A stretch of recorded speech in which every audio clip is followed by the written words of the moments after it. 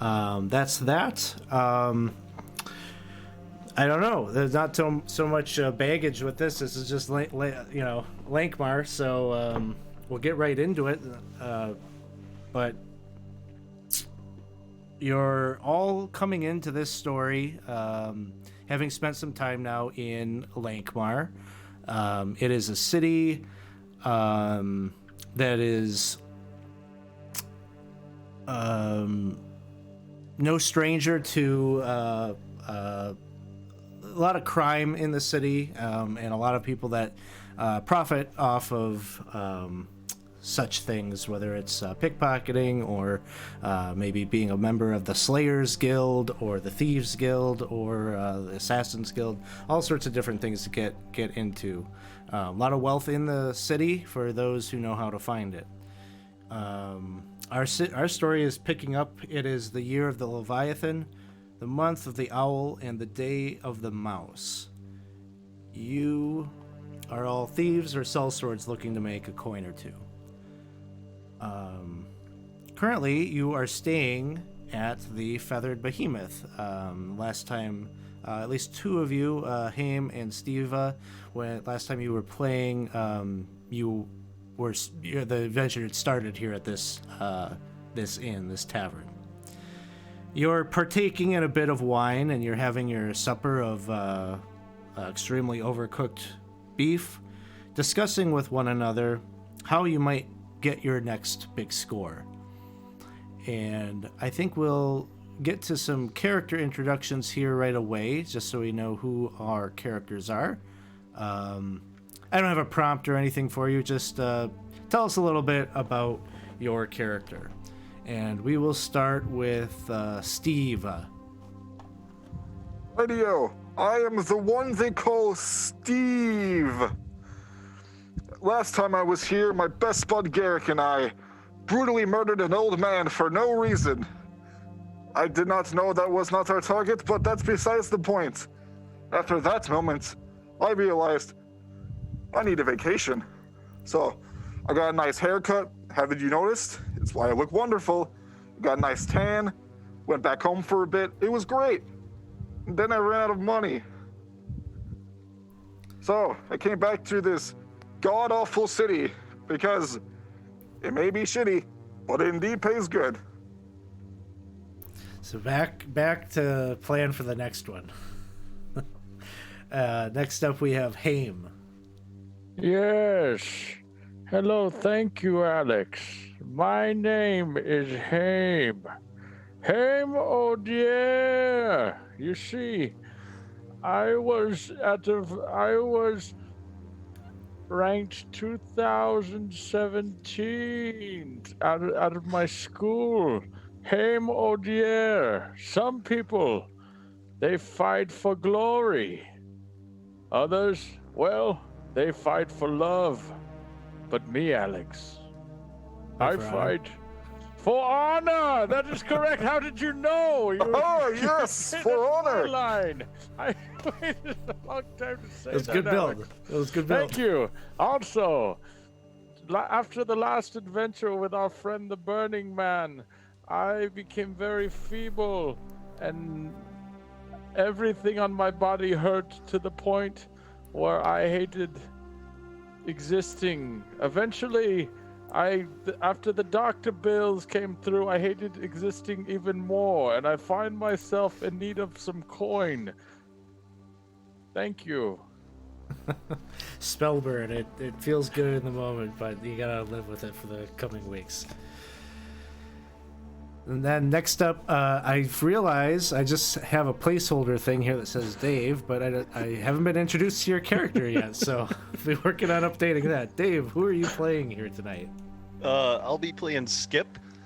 How's it going, guys? I'm Skip. I'm a horrible thief. You guys got any food? I like to steal stuff. If I can. Not very good at it.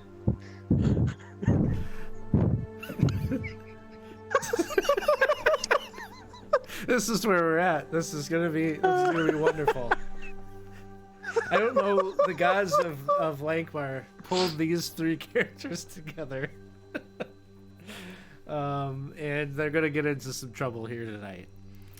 So, yeah, you're all together and you're talking with one another, maybe trying to figure out, where's the next what's the next job. And Boy. while you're in the midst of your conversation, a pale youth with a mess of greasy black hair approaches your table.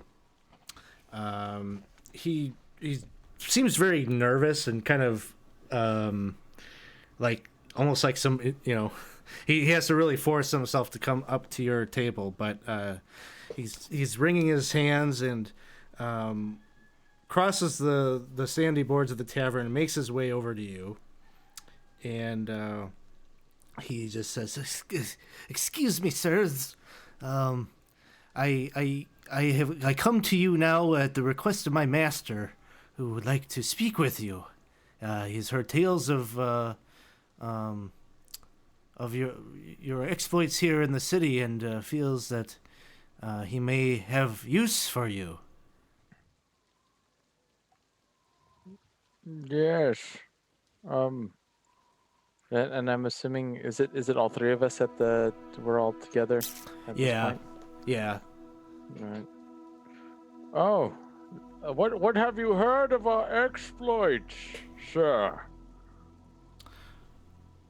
And he goes on to, he probably isn't really talking about necessarily your very last adventure, but you've maybe done some like small crimes or small jobs together that have brought you here to be talking to one another. So he says that he's heard that you're all good with a blade, good with a spell, and that you're reliable.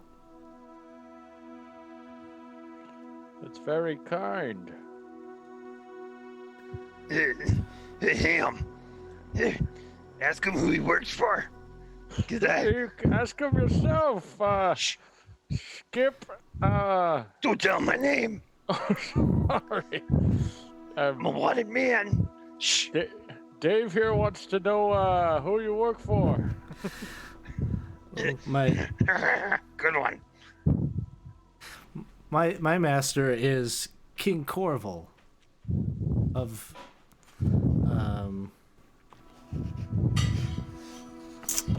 the sorry, I already forgot the name of the gang, the Knife Twisters. Why do you call yourselves the Knife Twisters? That seems kind of on the nose. Well, it is a name that has been around prior to me. I am not sure where it comes from. I assume from the dictionary would probably be a good place to start.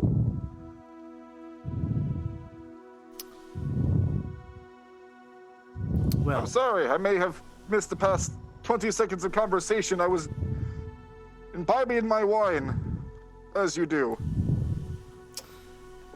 well, I assure you, if you come with me and meet with King Corval, you can have all the wine that you wish. Does he have any policies for wearing helmets indoors? Not that I am aware of, and certainly not a policy that has ever been pushed or put to the test. I'm in. He doesn't know a guy named Skip, does he? He's not gonna try to kill him. Because I mean, if he was Skip, you gotta know, I'm Dave, not Skip. You see his like nerves have like quickly turned to just kind of he's maybe feels less threatened now that he has approached the table, and he says, You've been working out. You looking good. "Oh, well, thank you. I don't hear that often, but I think that my boss, King Corval, he's not looking to do you any harm. He wishes to employ you." Yes, well, I am definitely in need of some coin. In fact, I was hoping maybe that I might find our Steva. Do you mind spotting me for this meal? Oh, sure, I'll definitely do that the second I get paid, because, as you know, when I was on the beach, there was just sand everywhere, and all my coins got lost in the sand. It's Got it. coarse and irritating. It just Kind gets sir. everywhere. Kind sir. Please, do us the favor of paying for our meal, and we will be with you very, very quickly. Well, he goes up to go and like talk to the proprietor of the inn, and he comes back and he says, "You're paid up through the week, it would seem." Oh, darn. Well, next week Is this a isn't. trick? No, no. We apologize. Yes. And he says, "Well, you know, you paid for it, so feel free to finish up. And when you are ready, I can take you to where you'll be able to meet King Corval." And you finish up your meal and such, and get ready to head out. And he takes you to one of the more impoverished areas of Lankhmar, the slums area that is the sort of place where the city watch really doesn't go if they can help it.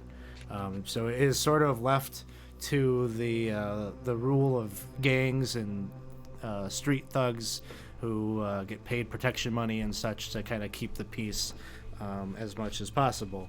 And so this is a place where you probably are feeling sort of on edge as you are following along. And let me bring up the map of the next area here.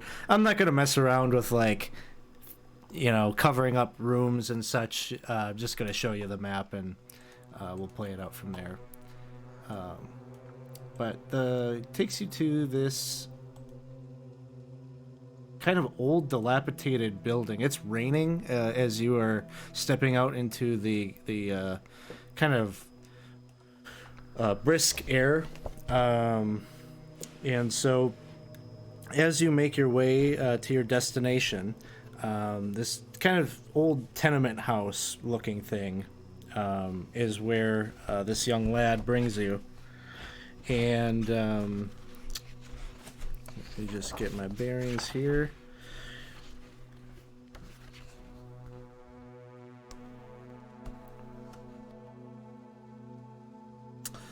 As you approach, you can see there's just like the rain, the water is just pouring off the top of this building and hitting the street below, and many of the windows are broken, and even the foundation itself is cracked and in much need of maintenance.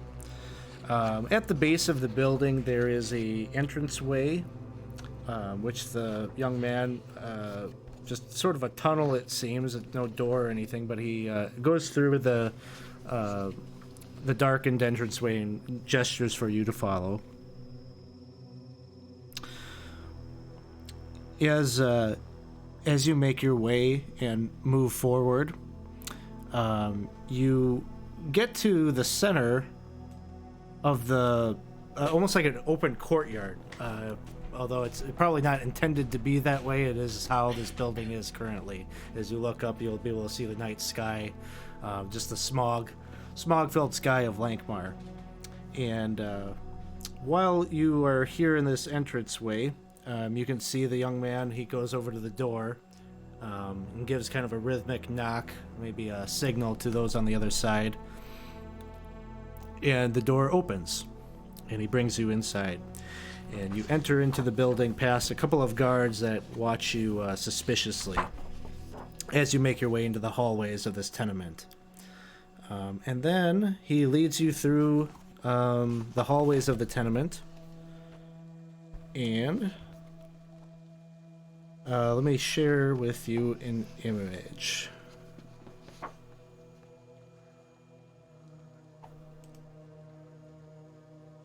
not that one. This one.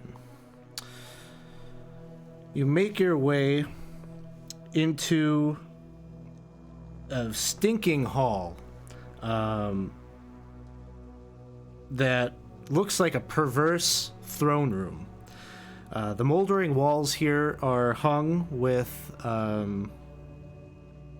sort of these like moth-eaten tapestries, things that nobles would have maybe thrown out aeons ago. But they are here, and it's just a patchwork of these quilt-like things that have been attached to the walls. There are skins of animals, cats, rats, dogs, and such that are draped over a throne built of crates and barrels. There is a motley court of beggars, blackguards, and rogues that are gathered before the throne, watching you and your companions with suspicion as you enter. Seated atop this throne is the largest man that you have ever seen. Thick rolls of fat gleam with sweat in the smoky torchlight, puckering his eyes into tiny black holes. The bare-chested giant slaps a beggar forward with the back of his thick, beefy hand.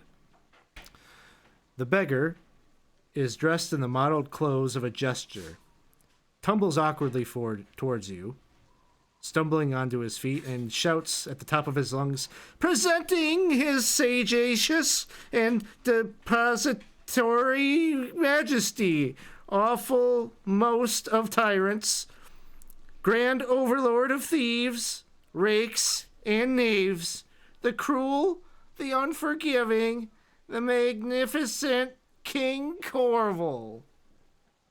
And the man on the throne, "Ha ha ha, hello, I am King Corval. Please step forward and introduce yourselves." Yeah, I'm Dave. You might have heard of me.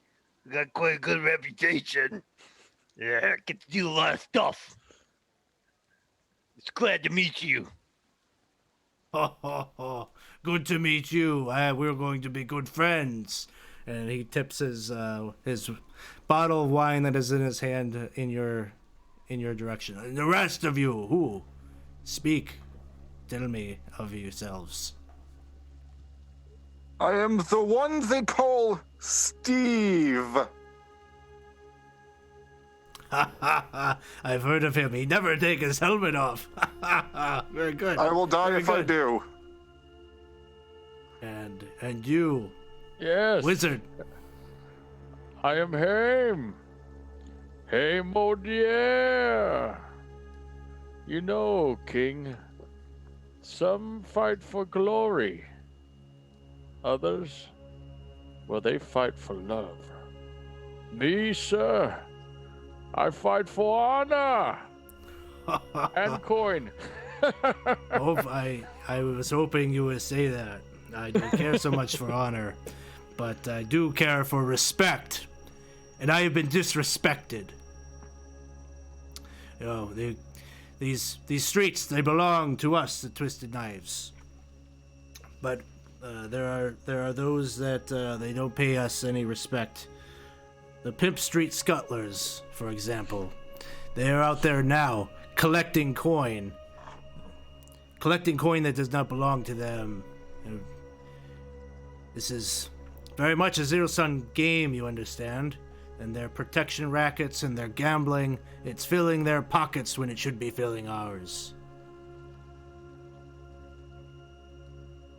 I look to the three of you to help me with this problem. I hear you're quite capable and know how to get things done. Have I misheard this?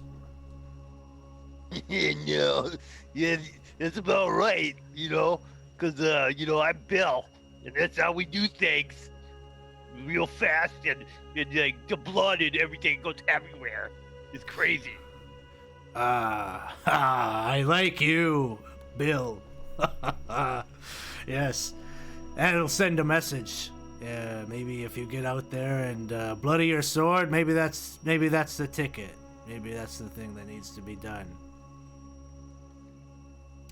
So, what I propose that here, get them libations, get them drink, and there's a number of his crew that kind of scuttle and make sure that you have goblets in hand, and wine certainly flows to fill them.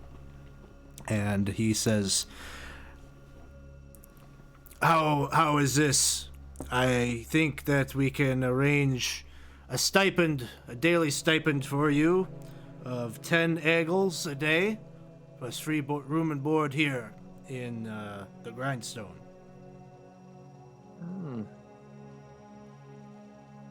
Wonderful. Yes. It's very lovely here. Well, it is, and you pay these exorbitant rates at the Feathered Behemoth. It only drains your pocket. And you're going to need to spend all your time here in these streets to find out, uncover the different schemes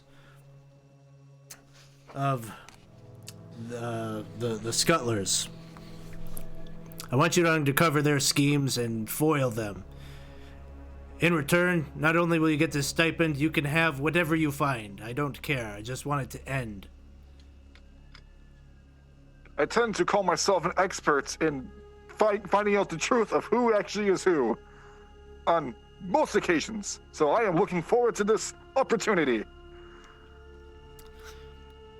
Very good. We will not let you down, King. Well, then, We'll find these scuttlers, all right. We'll find out what you're gambling and doing stuff, and we'll steal their money for you.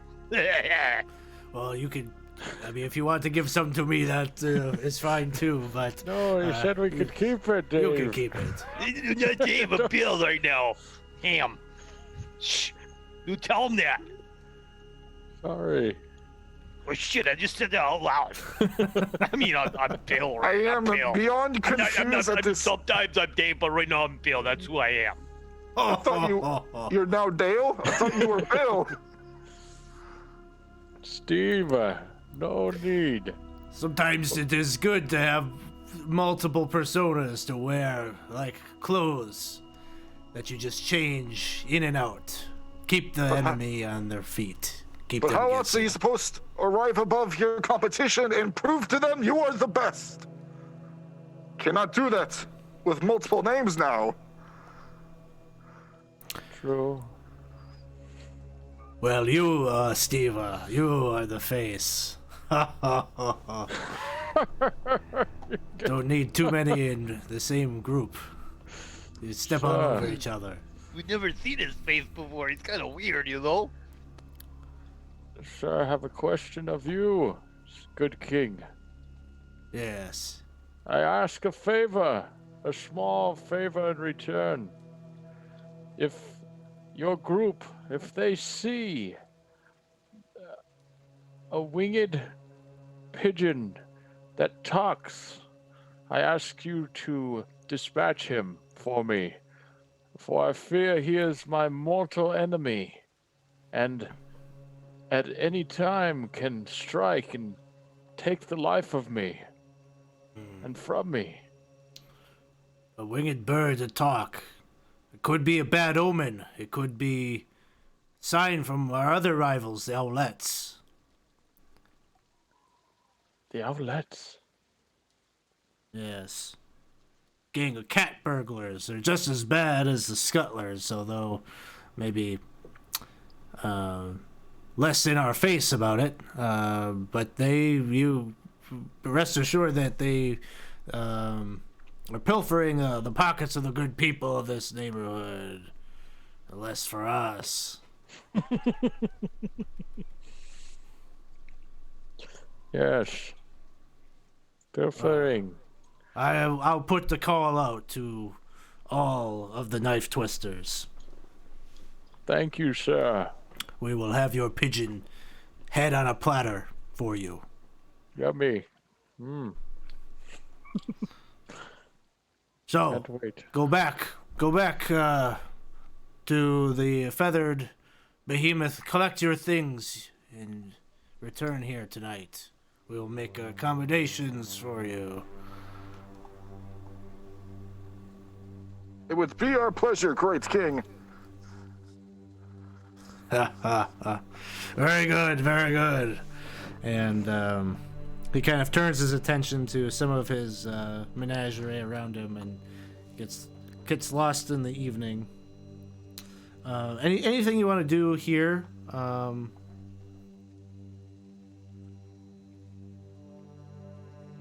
take a bottle of wine to go. Yeah, if you ask for it, the little jester man who gets his words all mixed up, he'll go and get one for you. Do you have any extra straws? I seem to be running low as well. They apologize. They have no straws. This will not do. I thank you anyways.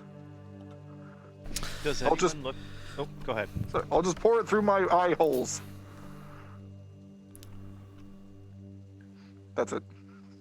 Does anyone look like they're paying extra attention to us? Like a little bit too much attention to us? Make let's call it a personality check. See if you notice any social cues out there in the audience. So a 1d20. Yep. So that would be a natural 1, and I have a negative 1, so that would be a 0. Okay. Luckily, nobody has any fleeting luck yet. No, you don't really notice. Everybody, it's just such a bizarre scene to you. This kind of mockery of what royal living looks like, that you just get kind of lost in the absurdity of it. Okay.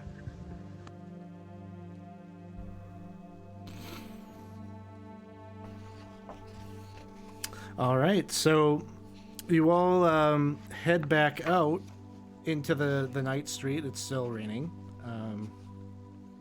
But as you leave the tenement, you do hear... I'm going to share with you just like this map, just so you can kind of start to get kind of the lay of the land. So where you are currently is the grindstone right here. Feathered Behemoth would be like elsewhere, many districts over. But as you are exiting the passageway from the inner courtyard and back out onto the city street, you hear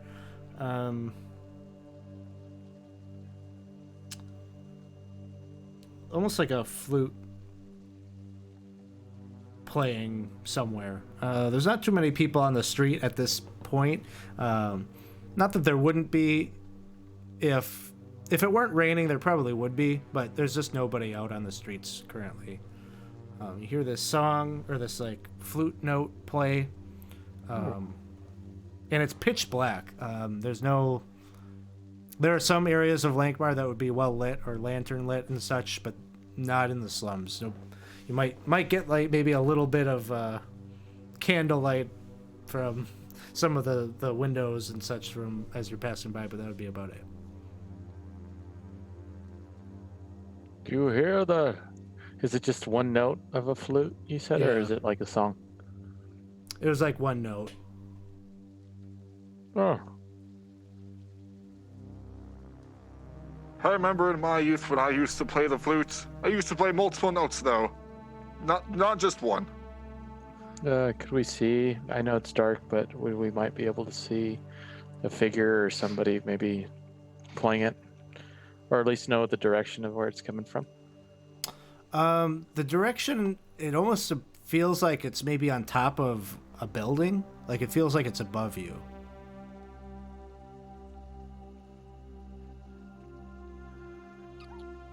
If I were Garrick, what would I do?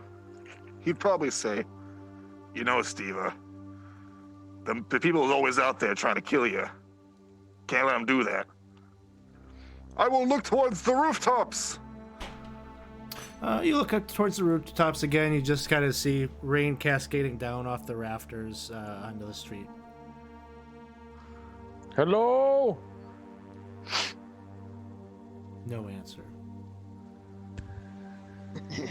You guys want me to climb like the house and stuff? I mean, Are we in much of a rush? I would. It's interesting to hear a flute play. Yeah, is it like a sign? Ah, Like a legitimate sign, as in like the flute sign, or as in like a sign as in like an omen? Yeah, like the second one, Steve. I am not Steve. I am the one they call Steve. Steve. There you go. That's much better. Yeah, thanks. You're doing great, Davy, Bill, Skippy Doo. Yeah, I'm Skip to you, okay? I'm Skip. And then I got Vern, too.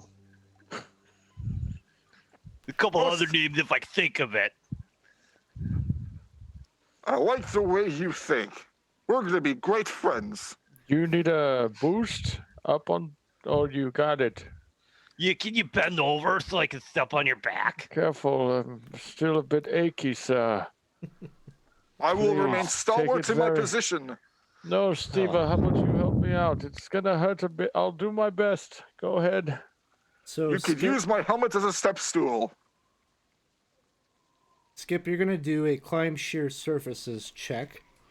So you get your thief bonus to that, and also your agility bonus gets added onto that.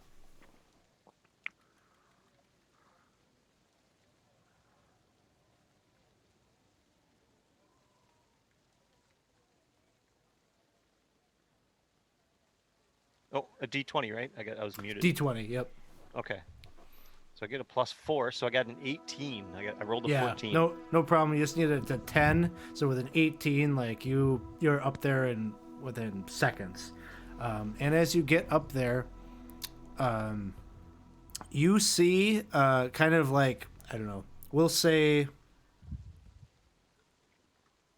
like you had just come out of the grindstone here.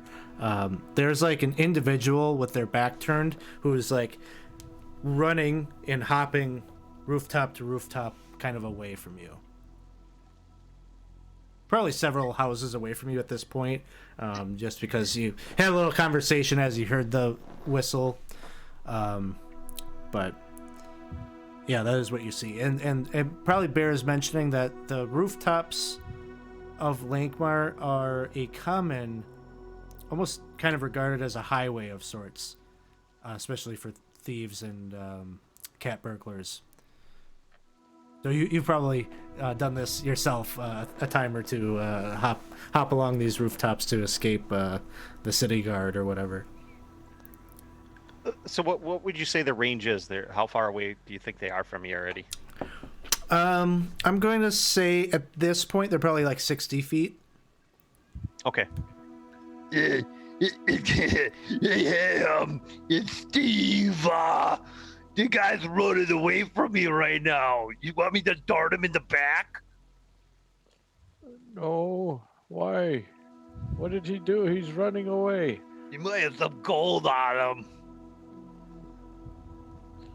And Well, what does he look like? Haim, you notice as you're having the conversation, there are 4 leather-garbed figures at the other end of the street here on Chattel Street, who have kind of just walked into the alleyway. They all have blades, and they seem like they're looking at you, and they're not necessarily approaching, but they have stopped at the end of the street and are standing there watching you. Hey, fellas. I've got an idea. How about we go back inside the grindstone for a bit? You're gonna make me miss my opportunity to wet my blade once more? I haven't killed someone in weeks. But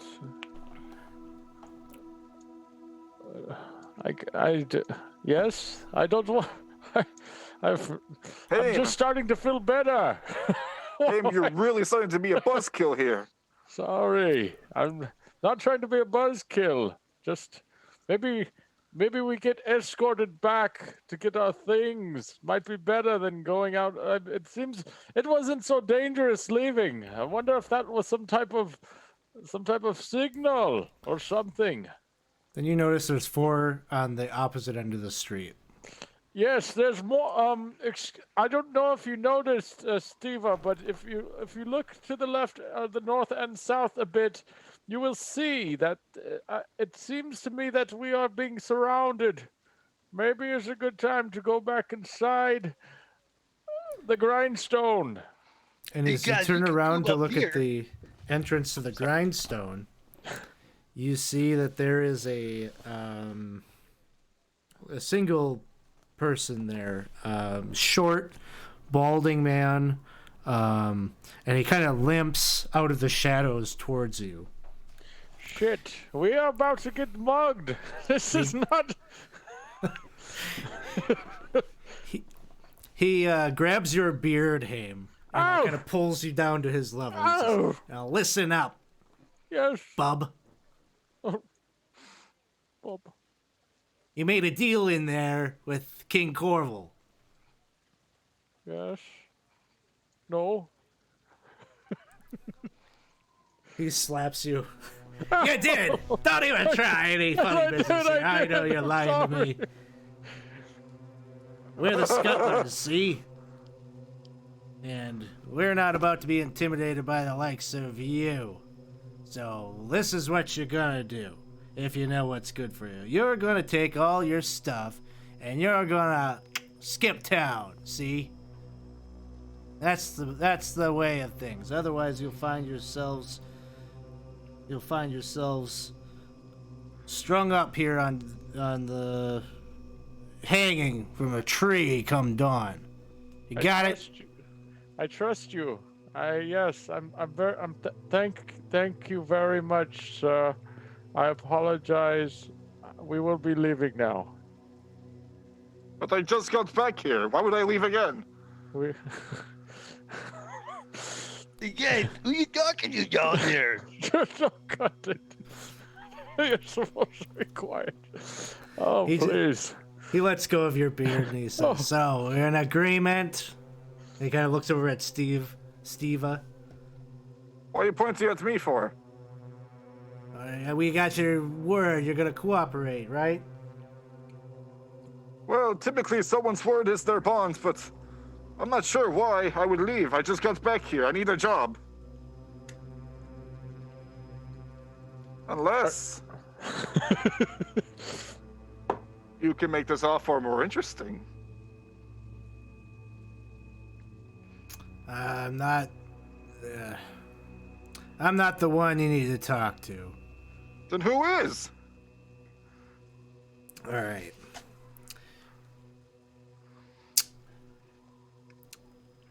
He says, if you want, you're looking to play, you're saying play a little double cross on the knives. I mean, I did get this bottle of wine for free. You want it? It's all yours. They didn't have straws, so I don't like them all too much. Is that what did it? Make a, Steve, make a personality check. Oh no. Steve is the wrong person for this. You know, straws are kind of a kicker for me. They're very important for my feeding purposes, and they didn't have any. It's a 10. Okay. He says, the one you need to talk to is our boss. I can put a bug in his ear, Boss Litho. You're staying here in this shithole tonight? As far as I'm aware, we still have rooms back at the tavern. Isn't that right, Haim? No, we're leaving. Oh, we don't? We're not staying anywhere. Stop saying my name. Hey, you guys, what are you talking to down there? You want me to stab this guy up here or what? Oh, it's fine. I don't even know what to call you. It's fine, Buddy. We'll say Buddy for now.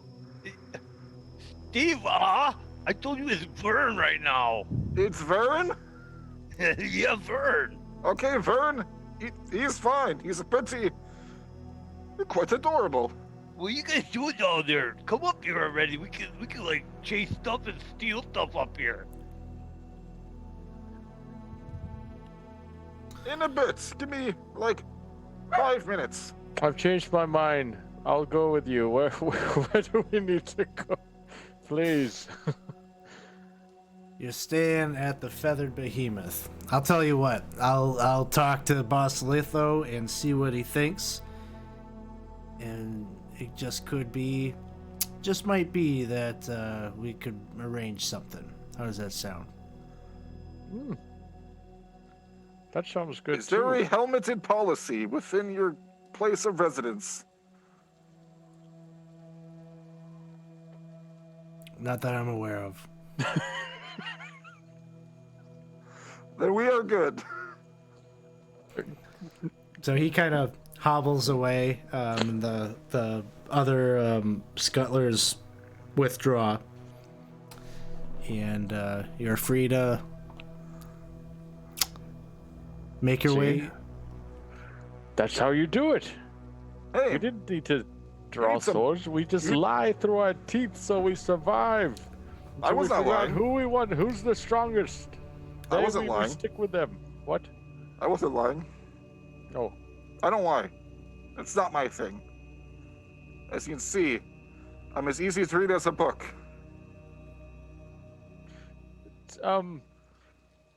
Val, Dave, It's Vern. Vern, come on down. We're leaving now. Man, the view is great up here, but all right. Do you want to stick him up there instead? Yeah, no, I'll come down, I guess. I mean, we can go up. No, I can't go up. Let's Come go. on, Haim, hop on my back. Get up, Garrick get is- up here, Haim. You Garrick can do has it. teach me. Hop on, Haim. Garrick has taught me a thing or two about doing these kind of things. Come on, buddy. You know you want to. You can do it, Haim. Okay, I'll hold on. Go ahead. I will ride your back like a little child as you. I'm waiting for you to hop on. Here we go. I'm still waiting. Are you on No, yet? yeah, here we go. I am. I'm very light. Oh, So you're trying to climb up with Haim as your Yoda backpack. yes, I do. right, Because give me an apparently agility check. I have climbed sheer surfaces as a skill. Oh, you do? Okay. Give me that. And it's modified by agility. So +0. 17. That's pretty Okay. good. But I'm wearing It's gonna be- armor. So Oh. -5. So 12. Okay. Even still, it doesn't look pretty, but you managed to climb on up there with Haim on your back. It's very difficult to look up. I've been realizing this as I've been climbing buildings. You're fine. All right. Now, can we please go get our things? Of course. To the rooftops. So at some point you'll have to climb back down because, All right. to get to your very specific destination. It's going like this, and it's just like. So you make it back down. You make it back to the Feathered Behemoth. It's probably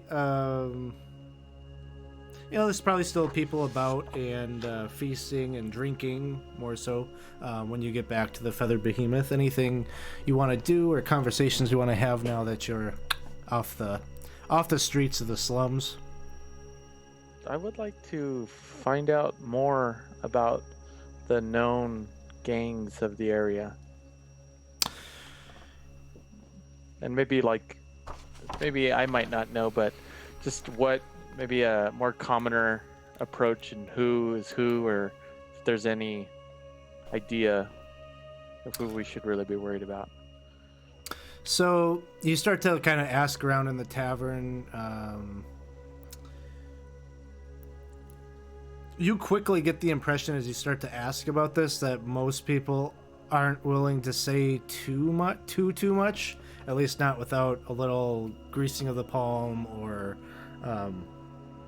connecting with a more specific kind of contact. But in general, you learn a little bit. You learn that the three primary gangs that live in this particular area that you were contracted to kind of keep an eye on.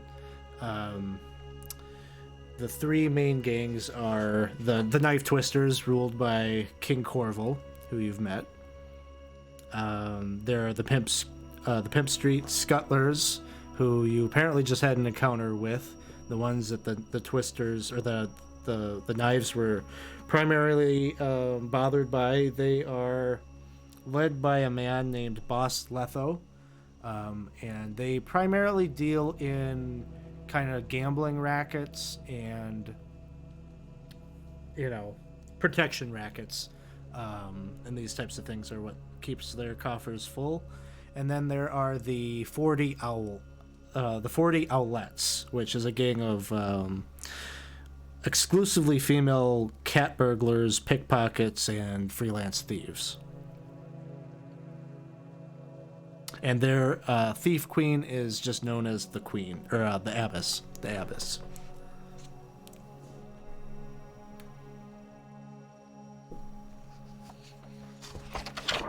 With with the maybe a little bit of coin and some more time in the morning, you might be able to apply more information from folks. Okay. Right now, you're just kind of with the drunkards that are at the inn, and so you kind of get some gossipy stuff. A lot of people say, the Feathered Behemoth isn't in like a terrible place of the city, and so a lot of them are just kind of like, why even talking about that place? Don't go down there. Like, that's the bad part of town. You'll get stabbed. Yes. So guys, do we go back to King Corval's place or what? Hey, what's the plan?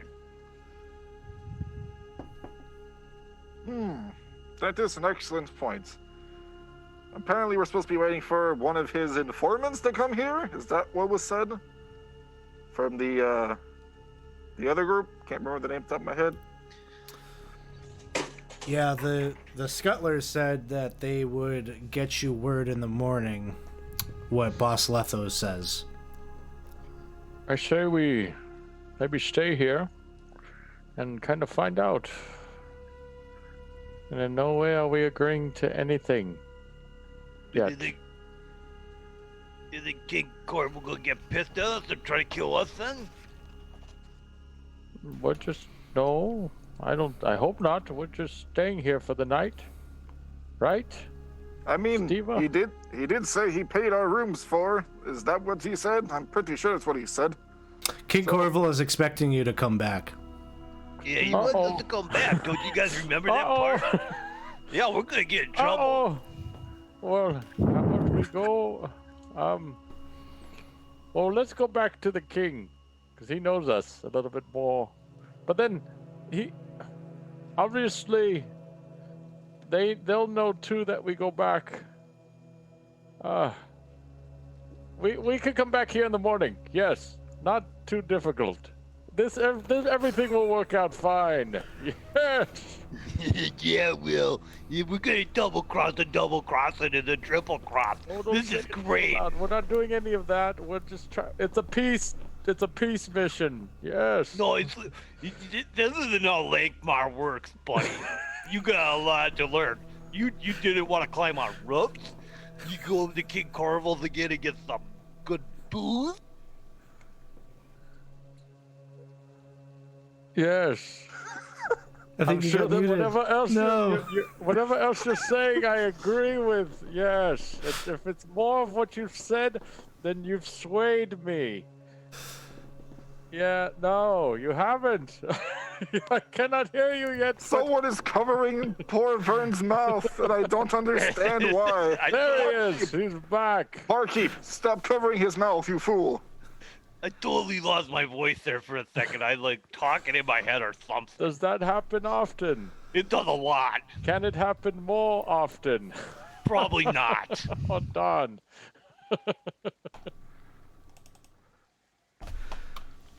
So I guess we'll stay here for the night and then... No, we'll go back and then in the morning we'll try our best to get back here. I love working with you guys, but you're a little slow on this catch-up, eh? With how this town works. Sorry. Is there any fat pockets in the inn right now of drunk people by chance? Sure. Give me a I think it's just a pickpocket check.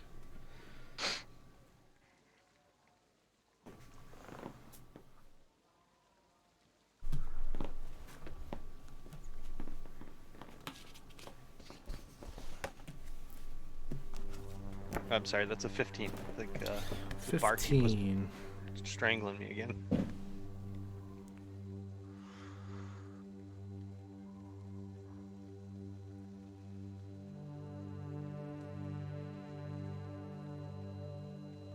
Of all the tables that exist, that's got to be one of them, right?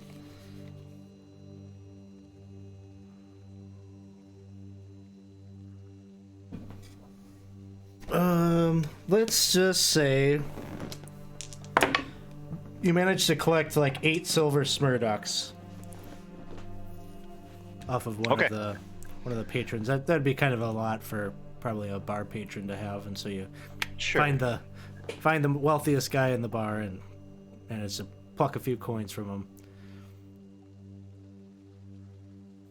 Yeah, that's all I do, and then if we were all heading to bed or whatever we were doing then. No, And then we're you're- not. We're going back. heading- Remember, you were the one that said that we have to go back. Yeah, I'm good doing whatever you guys want, but you know, we can weave a story however it is. Did I happen to see? Was I able to see him stealing? Probably not. I think he did it pretty. The 15's pretty good. Okay, sounds good. Sorry, I had to go to the bathroom. I had to go my way to the bar. Don't worry. You don't have to go into details, sir. You're fine. Yeah, I did it. It really stinks in there. I was going Coach, to no! I asked you not to go into That was details. not the details at all. That was just like a general statement. Oh, So Skippity doo dah, Dave. I wonder I'm where liking we're you going every now. more I talk to you. you managed to go and collect your stuff and avoid the bathroom and get back out to the streets and head back to the grindstone, where you're able to get a restful night and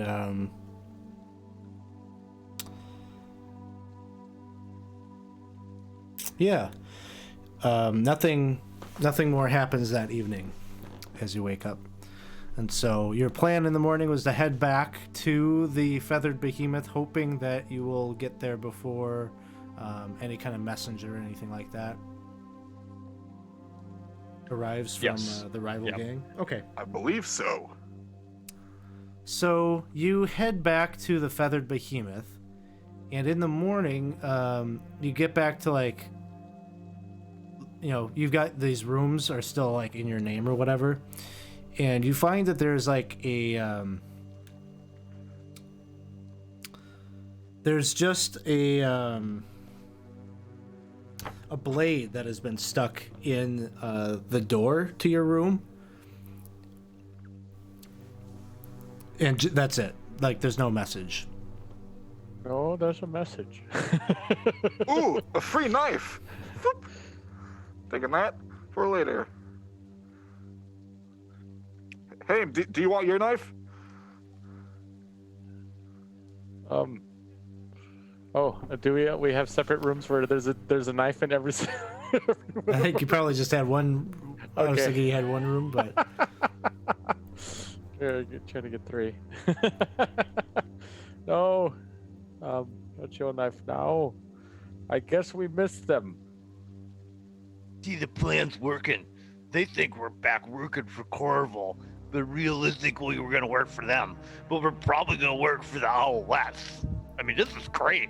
This is how it goes, guys. They don't tug on my beard. So far, so good. We shall see where we're going. Either way, if they ask, I was thinking of the night, and if we get caught, guys, maybe we should just say we were trying to get in on them to disrupt them from the inside. Yeah, there you go, Ham. Now you got it. Yes! I was thinking, my friend. Skip. Today I'm Cliff.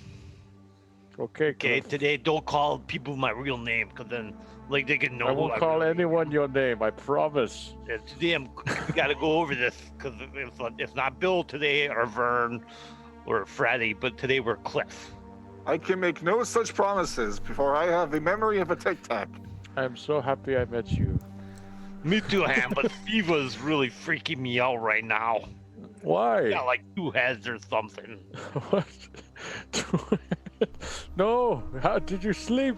How much How of much the did you puddle? have to drink? There was a lot of puddle water. I don't know. It was a lot.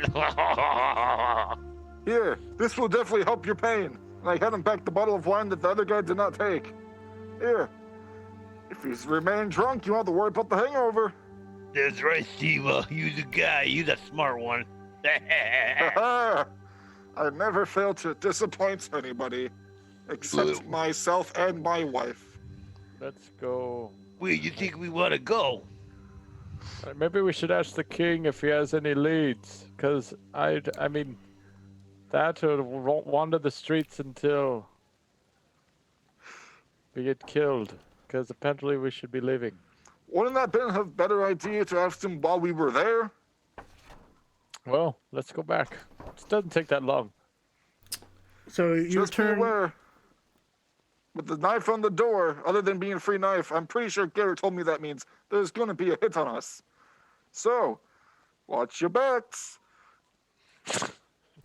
Yeah, I'm sure your would-be assassins will have no problem finding Cliff, the man with the helmet on, and This giant, I guess Haim maybe doesn't stick out so much. except for the fact that no one dresses like Probably no one there's dresses wizards that look stereotypical like wizard.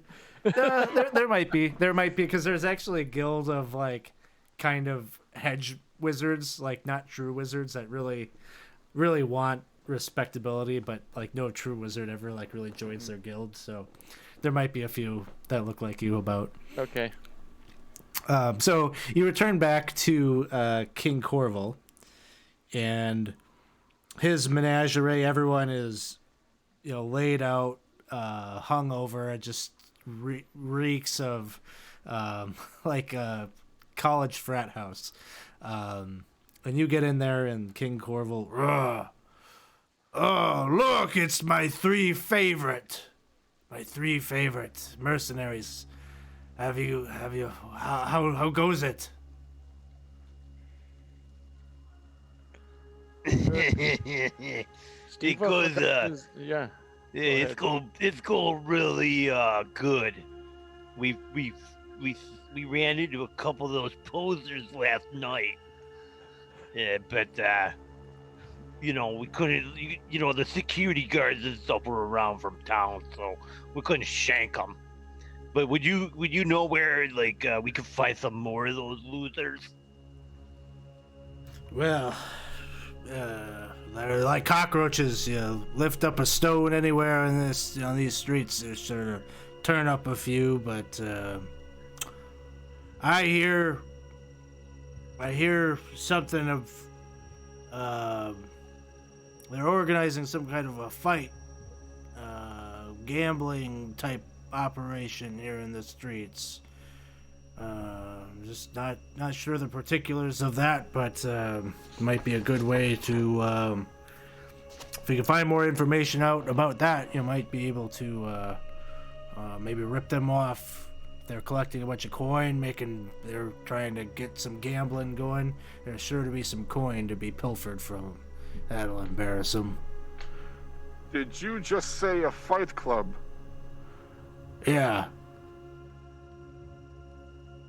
Where might it be?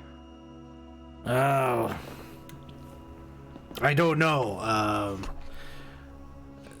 As I say, these are just rumors. I hear that such a thing is being organized. Also, King, yesterday as we left, we heard a single note from a flute. Does that sound familiar? I don't know. Maybe signal, huh? Is that when you met these ruffians? It It was a C sharp to be exact in terms of the note that was played.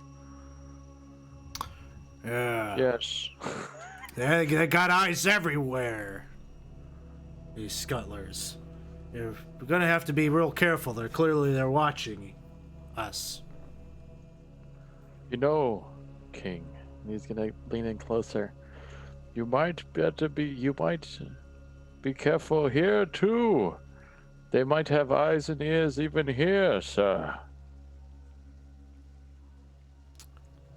Well, that could be. I hope it's not. You're not implying that it is you, Haim, right? No, of course not. Why would I bring it up if it was me? Yeah, you're right. That doesn't make any sense. It's early in the morning. I need wine! Wine! I'm going to look behind the nearest stone. Okay. Is there anyone behind the nearest stone? There is not. Oh, darn. That was a good try. I guess we might need to go and search the streets a bit. Maybe our friend Cliff here might help us. If it means anything, I have quite a reputation down here in the slums for completely destroying some woman's home by accident.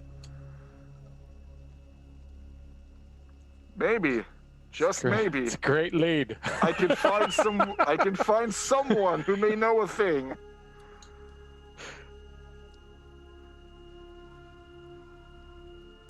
So, yeah, if you want to start doing some, like, hit the streets research to get some leads, you can definitely do that. So, who is going to be, like, kind of the primary investigator here?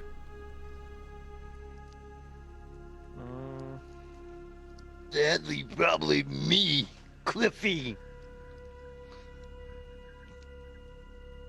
Definitely. So, I want you to... You're going to roll a d10 modified by personality. Actually, it's going to be a d12 because you're a thief. And you could further increase that if you spend some money in the process of your investigation. If you're throwing down coins and such to grease some palms, you might be able to get a better result. Yeah, with the silvers, or do I need to use gold? For every 10 eagles that you spend, and each of you would have 10 that you would have gotten from King Corval as payment for your first day stipend. So for every 10 eagles that you spend, it'll be increased die. Okay.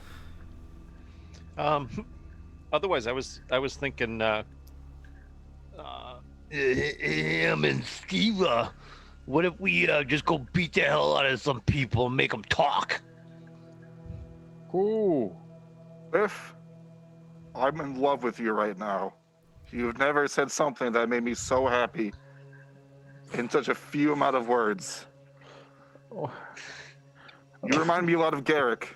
I miss him. Miss Garrick.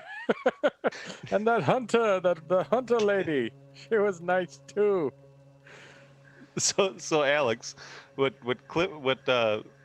Skip as Cliff right now would like to do is he would like to butter them up with the 10 bronze eagles so they talk, and then we're gonna beat the hell out of them and take them back. Okay. Well, you have to find somebody that knows something probably first before you intimidate them. So, Would it be better to intimidate first, and then instead of giving them money? Well, where's the fun in that? You know, it's just less steps in the process in the whole picture. I don't know. It's a lot funner my way, Steve. I just want to punch somebody. It's been weeks. You could like butter them up and like, hey, we're friends, we're pals, and then kapow! Get with right in the chin, bud. What you're proposing is me, would you? So what you're proposing is a sort of accident. Like we're all buddy, except I'm grabbing like, haha, big best friend, and they keep smashing him against my helmets. That's what you're referring to. Yeah, like put him in a headlock and like pat, You gonna give him a noogie too? You're so funny, dude. Yeah, Steven's got it. He's done this before. And then we take their money and hopefully get some information. I'm all for this plan. I guess. Yes. Please. Is there anyone else that might want to join us, please? So You guys gotta use different at the names. moment. Hey, you guys gotta use different names, because once they know your name, I mean, then you're done. Everybody knows that. I am the only fool in this city who has yet to take off his helmet. I'm pretty sure name is not necessary for me. So you get out onto the street, and the slums are, you know, there's a number of like little shops and things like that. Little street side eateries, small business type things, and mostly it's homes and such. Who are you bringing the shakedown on? There's beggars in the streets and things like that. You know, there's no shortage of people that you could maybe intimidate. But If you who think are you about this thinking? logically, the beggars know all. They have their sources. However, shakedowns, not the best for them. They're just going to take the beating. Shopkeepers, however, especially the crooked ones, if you will, may be more up to polite persuasion. How would you be able to tell the difference between the up and up shopkeeper and, say, a crooked one? You just know. Or we try to talk him into some shady dealings. Yeah. If the shop looks too clean, there's something up with it. No. Because nothing in Or the they city is ever that they clean. just like to keep things nice and tidy. I like to do that. Are you sure you're not into some shady business, I am. Mr. Odier? I g- 2017th placed wizard at your academy. Listen, we don't have to bring up me. Let's keep it away from me and more about this. That sounds mission. pretty shady, Ham. Are you Guys, don't. No. You're probably already working for the Scuttlers already, and you already knew that dude, and you're tricking us. Unless he is an informant for the owls. Let's. Do you want? Hey, if I pay you 10 bronze eagles, will you Yes. give us some You could- information? Sure. No, hey, hold on. Don't punch. No, without the punching. Yes. Okay. Yes. Okay. I'll give you information. What kind of information you got? Well, what would you like to know? Steva, you take this one. You're a smart guy. Why did my wife leave me 10 years ago and took the kids with her? I've been wondering this question for years. I just want the kids back, Cheryl. Maybe you weren't as good of a father as you thought you were. I was a great father. Back in my home. I Okay. took care of the kids. Maybe Taught she them was sword worried. lessons. It was everything. It's very sad. Maybe it's because you're a bit overdramatic, Steva. Maybe it's because you never took off your helmet, Steva. You don't understand. I've been wearing this helmet for over 40 years. Oh. You're quite old. You're older than I expected. I am 40 years old. Oh, oh wow. I've been wearing this helmet since my birth. You ugly baby?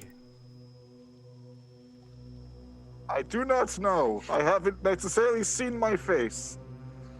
Hey guys, not to interrupt the sentimental crap here, but I think we're gonna need some practice. We're not very good at this. You didn't even pay me yet. This is the warm-up round.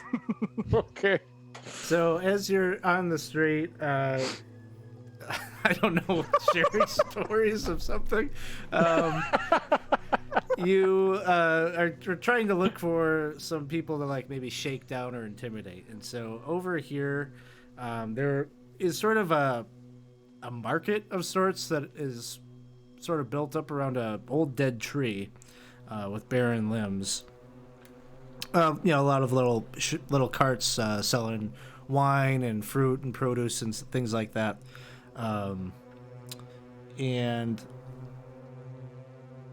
there's sort of a weird like ravine there that is to get over to where the tree is. There's a ravine and a small bridge that crosses it.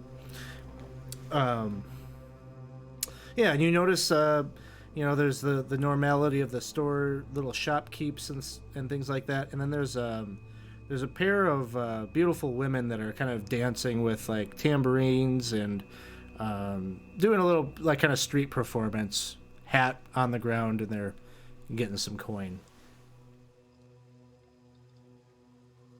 That's very nice. They dance quite well.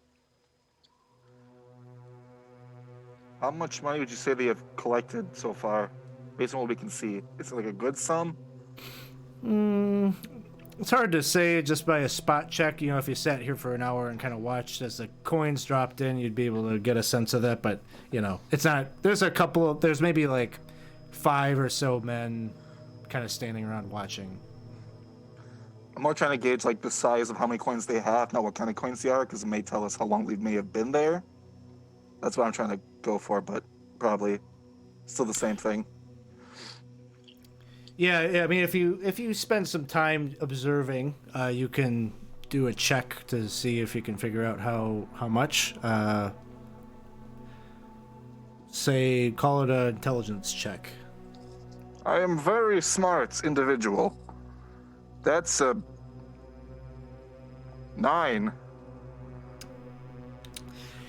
You're not really sure how much that they're making. You've seen a few coins get tossed in. It's probably it's not a handsome amount.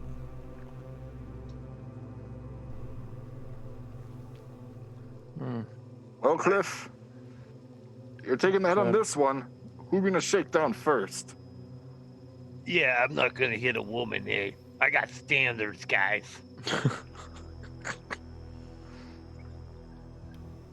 All right, so that knocks off the dancers off the list. You think they got any information or what? I could ask them. I'll go if up. they've been- I'll do it. And he's gonna walk up. Excuse me, ladies. And they start to kind of wrap up their performance as you approach, and they say, "Hello." Hello. My name is Haim. Haim O'Dear. Haven't heard of you. Oh, well. Some, they fight for glory. Others, they fight for love. But me, I fight for honor. Yes, and also I was wondering if maybe that, if there might be, if you've seen, we're just trying to get a bit of information about the people and even more so the gangs of the city. Maybe my friend over there, he's looking for a fight. You might know, yes, him. He's looking for a fight. Oh. He's looking to bet a bit.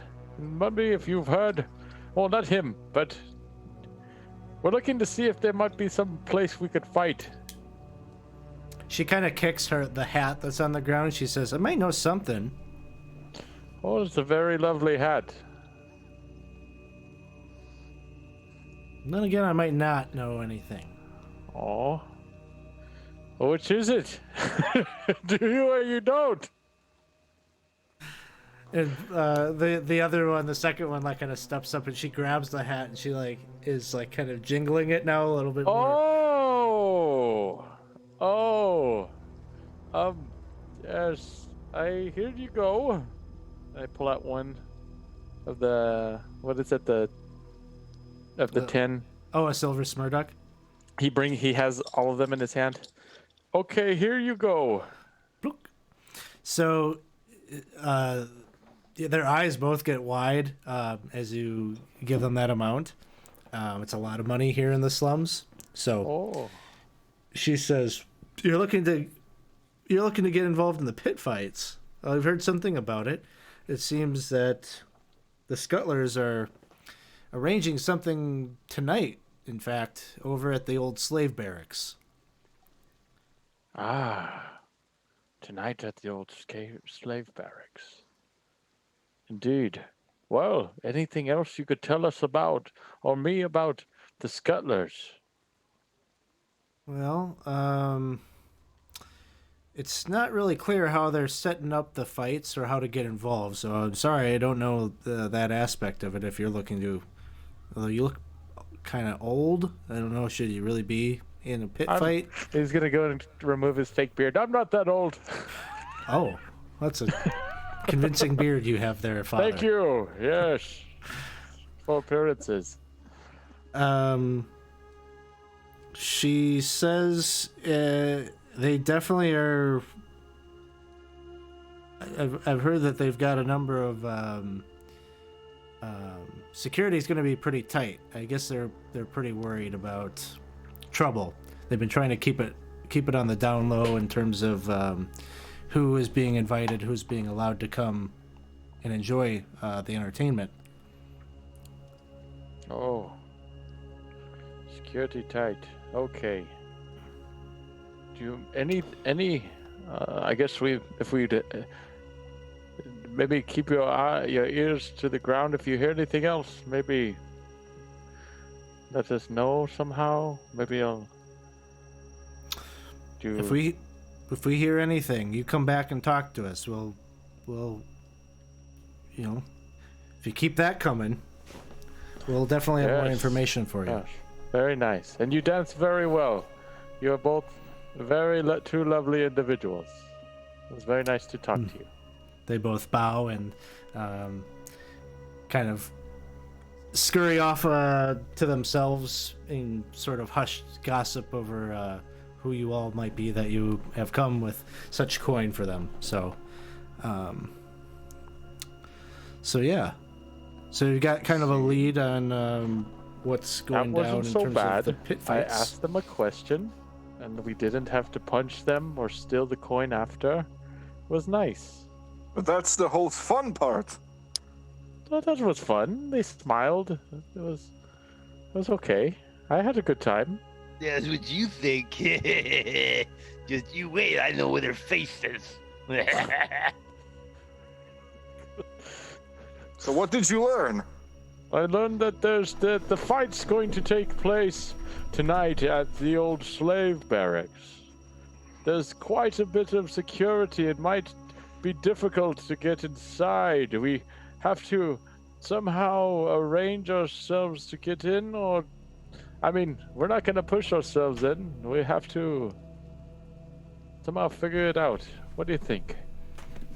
We could probably bribe ourselves in again like you just did. You did a pretty good job. I'm pretty. It's very easy. You give them only one coin. Yeah, what kind of coin did you give them? The one that they gave us. Really, huh? Yeah. Very nice. I don't think you're telling me the truth, Ham. What? Why would I lie to you? You're about ready to get put in a headlock, Ham. I'm gonna punch you right in the nose. No, I need my nose to smell. Yeah, I'm just messing with you. What do you think we should do, guys? I may have an idea to this problem we have. You said it's like in an exclusive club, if you will. A bit. For being thieves and murderers, they seem to be worried about security and want everyone to have a nice, safe time at the event. Well, I'm not too sure how their king operates, but Garrick kept talking about how cool his silver dagger was. He literally would not shut up about it when he got it. The man, the love for women, and that single dagger he's got. And we got this dagger right here from the gang. I'm not too sure if it's the gang dagger or just a regular dagger. I don't know. I have to ask the judge about that. But hey, this may be our ticket in, if you will. Yes. Judge, asking that question, because the Thieves Guild uses silver daggers as their calling sign as they're in the Thieves Guild. Mm-hmm. the dagger that we got from the scuttlers from our room, is there any noticeable symbols, or it's just like a plain dagger? Just a plain dagger. I stand corrected. This is just a plain knife. It was a great idea to start, but Yeah, and you would probably know this just from having spent time in Lankhmar. The Thieves Guild doesn't. The slums not worth their time. They typically don't bother with getting involved with this petty gang warfare and stuff is beneath them. But not yeah, I was trying more like us. trying to do like this is their calling card is the dagger, kind of like the Thieves Guild. Yeah, and That's the what it is. gangs aren't nearly as sophisticated to have such symbology and that kind of stuff. Yeah. Guess we just go in and ask. You're gonna fight, Steva. Oh, I want to. You know I do. Weeks, Haim, weeks. So much sand has built up in this helmet. It's rusting from the inside out. I gotta shake it loose. So you're hanging out kind of until nightfall and hoping to catch a glimpse of what's going on down here at the old slave barracks. Yes. Is there a way maybe that we could? I don't want to. Well, not relay, but if there's any other insight that we could get from the king, if he has any information that maybe now that we know where it is, maybe of how to get in or who to talk to or something. The king's not going to know too much. This is kind of where he's brought you in, but you might be able to sleuth around on the streets if you wanted to try that to get someone you can ask more pointed questions of. Sure. If we So can. this would go back to what we didn't do it, but if you want to do a dice roll to get information off the streets, you can. Okay. So it's by default a D10. It goes up to, and then if you spend the money to do so, you can increase that dice on the dice chain to 10 aggles would make it a D12. 10 more would make it a D14. 10 more would make it a D16. 10 more would make it a D20, and so on and so forth.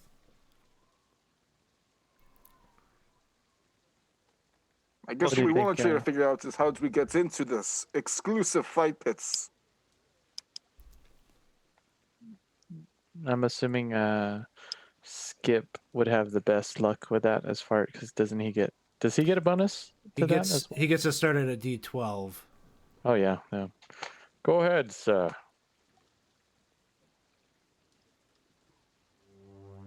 I'll add my 10 bronze aggles to that. So then what it goes to a D14. D14. If you just want to roll, if you don't have a D14, you just roll a D20, and if you roll above 14, just re-roll it. Okay. All right, I'll roll right now. So I rolled a 12. Okay, and then Not bad.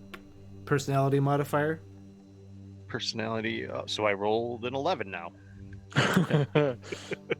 So you definitely find a beggar who kind of hears you. You're going around and maybe like having some conversation with various people on the street, and this beggar just says, "Hey, blind, can't see you, but was listening to your conversation." Kind of waves his hand and says, "I might know something." Asking about those pit fights? Oop, sorry. You're asking Yeah. about those pit fights? Yeah, we got any information about him? Well, what do you want to know about them? Tonight's the Don't be- night. Don't be doing that to me. I'm Cliff. Have you heard of me before? I can't say that I have. Well, you don't want to. I assume that this might be good news for you. Your reputation has not grown so much that you're a wanted man. That's if that's my real name. Is it your real name? I don't know, is it? I'm asking you. You know a lot of Beginning information. to think the answer to that is no. See that But- big guy in the helmet over there? I can't see. That's right, you're blind. That's because you don't see my face. If you see my face, you know it's famous. So you wish that I had known of you, that I have heard the name Cliff. No, that's not my real name, sorry. Okay. But, I mean, I'm just seeing if that one's got out there yet, but obviously it hasn't. So I'm going to keep using it. What about these fights? Like, we need some information. Well, if you wish to make the name Cliff a household commodity, I suppose you could yourself get involved in the pit fights, and you might be able to gain a little bit of notoriety that way. It's not such a secret club, from what I understand. You got coin. I heard you tipping a few folk along the way as you come here to my stoop. If you got coin, you'll be welcome. Yeah, I got some coin. I'll get the 1 silver. Bring him out the 1 silver and flop it to him. Better got some good information though. Well, the Scuttlers are going to be all hands on deck. Security is going to be very, I imagine,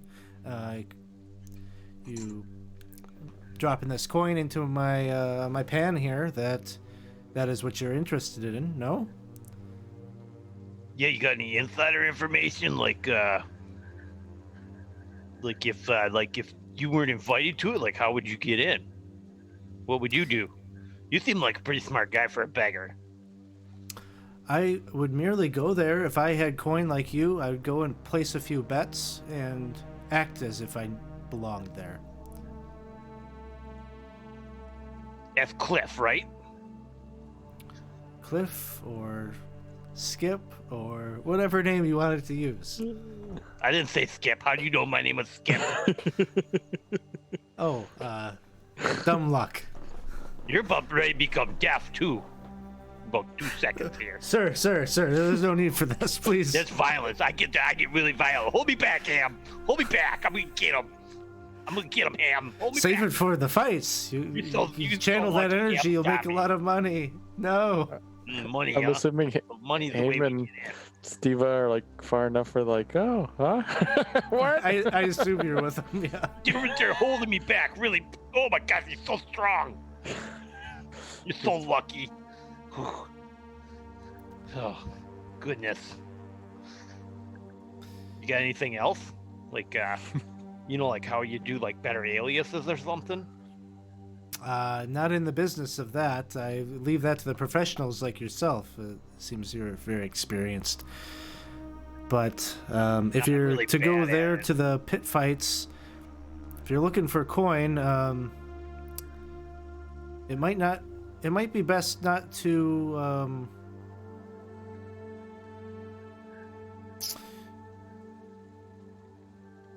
It might be best to use discretion, is all I'm saying. There may be many eyes that you don't see, or many swords, many blades that you're not aware of when you go in there. I got you. But it is also not a permanent spot for them. I don't know where their hideout is or where their hangout is, but maybe you could follow them. They're going to have to transport their coin somewhere. Maybe it would be useful to you to know where it is stored versus trying to collect it at the point of their reception of it. Yeah, I'm really glad I talked to you. This is like my life has completely changed today, so I really appreciate it. I'm gonna keep an eye on you. You sure you're blind?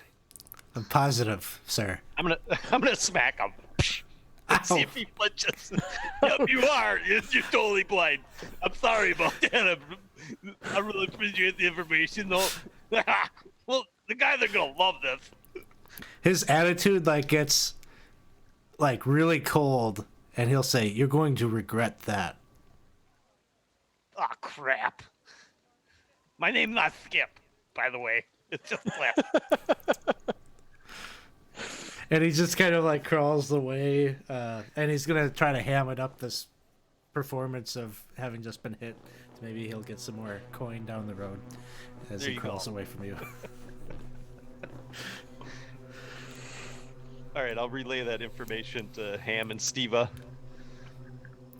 And maybe Ham or Steva will, when you relay the information and tell them what happened, one of them might go, "Oh no," because there's a beggars guild that has protection from the thieves guild.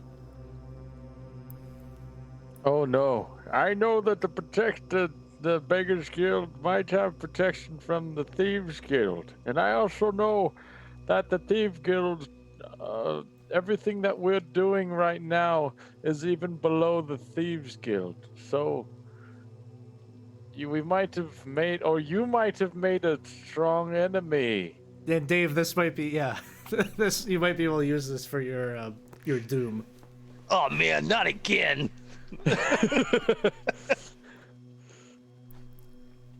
Don't go slapping people. That's why you treat everyone nicely.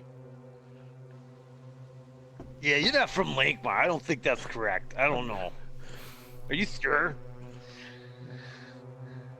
Yes.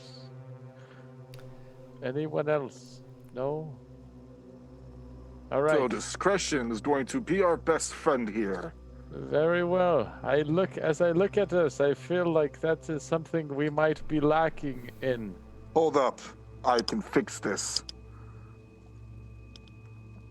I am no longer Steve. I'm now Steve who's back from retirement. Can't you Yes. tell? I took off the hat. Well, very much, yes. Yes. I'm like a Very totally good. different person. Yes. This is not going to work. Okay, here we go. Do you suggest a different disguise? Perhaps if I cover my face? Huh? How are you going to win? Are you fighting, sir?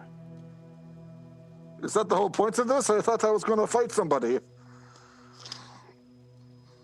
Well, here's my thought process. They didn't kill us yet. However, if we give them a good enough show, maybe you and not Cliff can try to do some wiggly finger things. And, perhaps find out a thing or two, or take their money. That's why we're here, to take money. I gave a very good show. And we get to keep the money. Of course. I've got it. I am now Bandito Steva. Yes, that one. That'll do. Let's go. So, hanging out, waiting for nightfall so you can kind of scout this whole thing out. Yes. Okay. So, night eventually comes, and as you're maybe skulking around Chattel Street, at some point you're noticing that there are people, I wouldn't say like nobles or things like that, but people that like clearly don't belong in the slums, that seem to have come from maybe other districts, that are all of a sudden kind of appearing on Chattel Street and Squalor Row and making their way to the old slave barracks. Just a description of what the slave barracks look like. It is essentially just kind of the remnant of an old wall that is cracked and blackened from fire and overgrown with thorny vines and such, that encapsulates an old lot that was once used as a place for storing slaves and things when that was a more common thing in Lankhmar. And so you see that there's sort of a gap in the wall where maybe an old fence or a gate at one point had been, and there are definitely like a couple of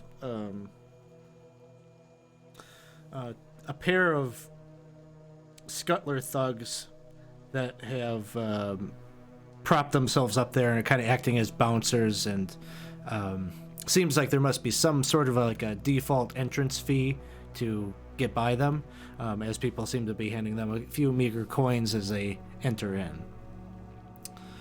From there, beyond them, inside the lot, you can see that there is sort of a disparate crowd that's kind of meandering about. It's not really all that well lit. There's a couple of torches that kind of ring a sort of circle in the center of the lot. And that's probably about all you can see from the street view. It's just that kind of crowd.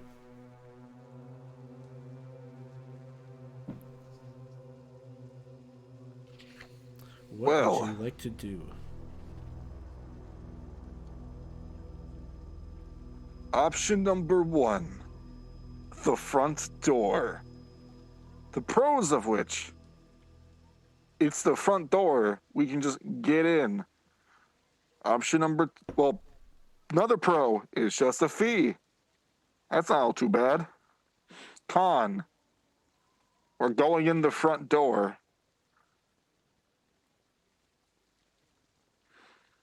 Option second, we could try to scale the wall. No, let's just go in the front door. Just the front door? I mean, they're gonna see that we're here anyway. What do you mean? I'm in disguise. They're not gonna notice anything. Definitely. They're gonna know we're here. What's their plan when the guy comes and tugs on your beer again? Tell them sorry. We overslept.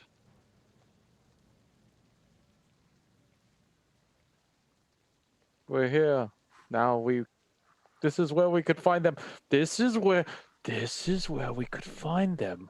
So this is the only place we knew to find them, to talk to the guy, the head boss. There we go. Ham's got it.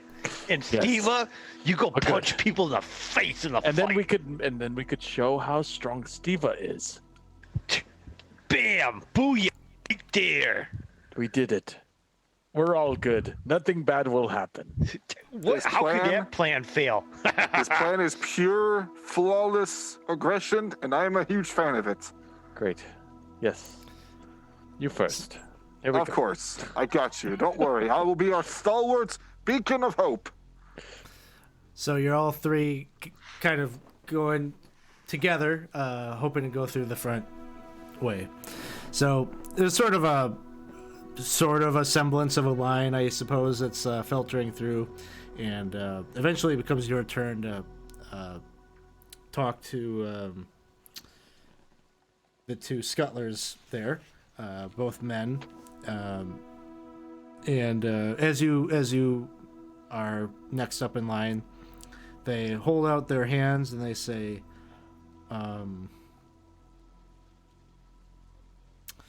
entrance fee is 5 bronze eagles. Yeah. How much to get on the action? You want to fight? No, I just want to stand here. Of course I want to fight you, fool. And they both kind of look at it like you can just get the sense this is highly unnatural. And they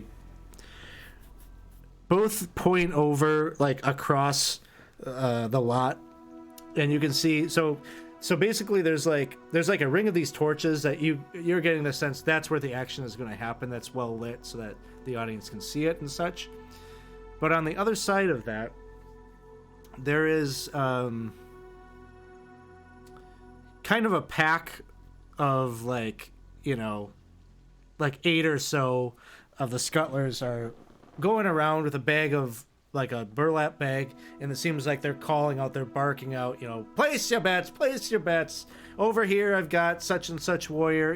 They're all taking bets for different individuals that might end up in the circle there, and they point over there and they say, go talk to the man over there by the chest. And you can see sitting on a kind of a iron banded chest, there is a slim man with very narrow, almost piercing eyes, who seems like he's just kind of like scanning the crowd. And he's sort of propped up on the chest with like his leg up. And he's just kind of like playing with a dagger. And almost seems like he's like kind of the head honcho. He's like the supervisor of what's going down. And they say, yeah, go talk to Tibulk over there. If he's got room on the card tonight, he'll set you up. That sounds most excellent.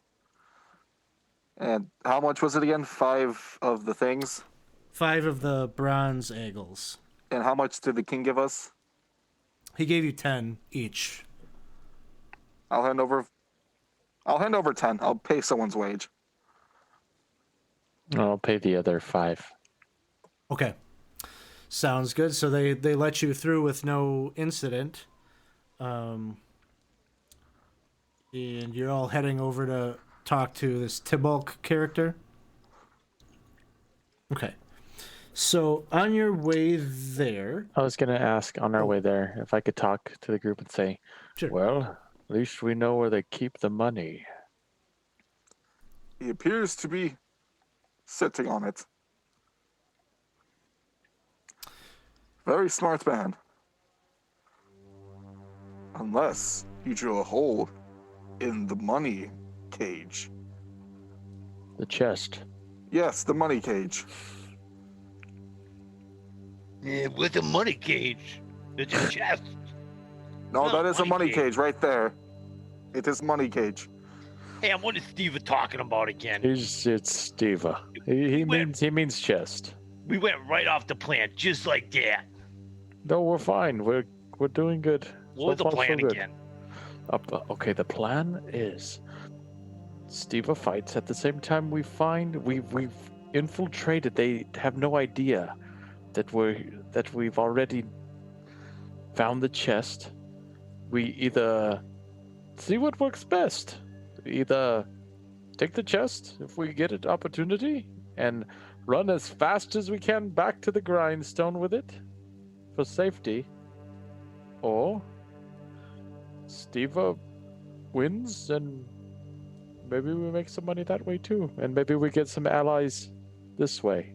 Either way, let's see how it goes. I'm sure we'll be fine. Yeah. It sounds like a great idea. It's okay. Yeah, I wasn't gonna say that, but I mean, There is 0 flaws in this plan yet again. It'll go perfect, as all plans are meant to.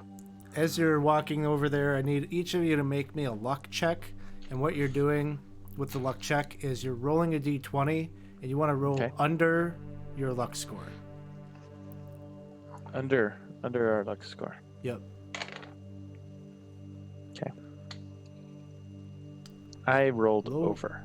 Low roll is good. Okay. I rolled over too. I rolled under. Okay. So, Haim, how much over were you? 2. 2? And Skip? 3. 3. Okay. So,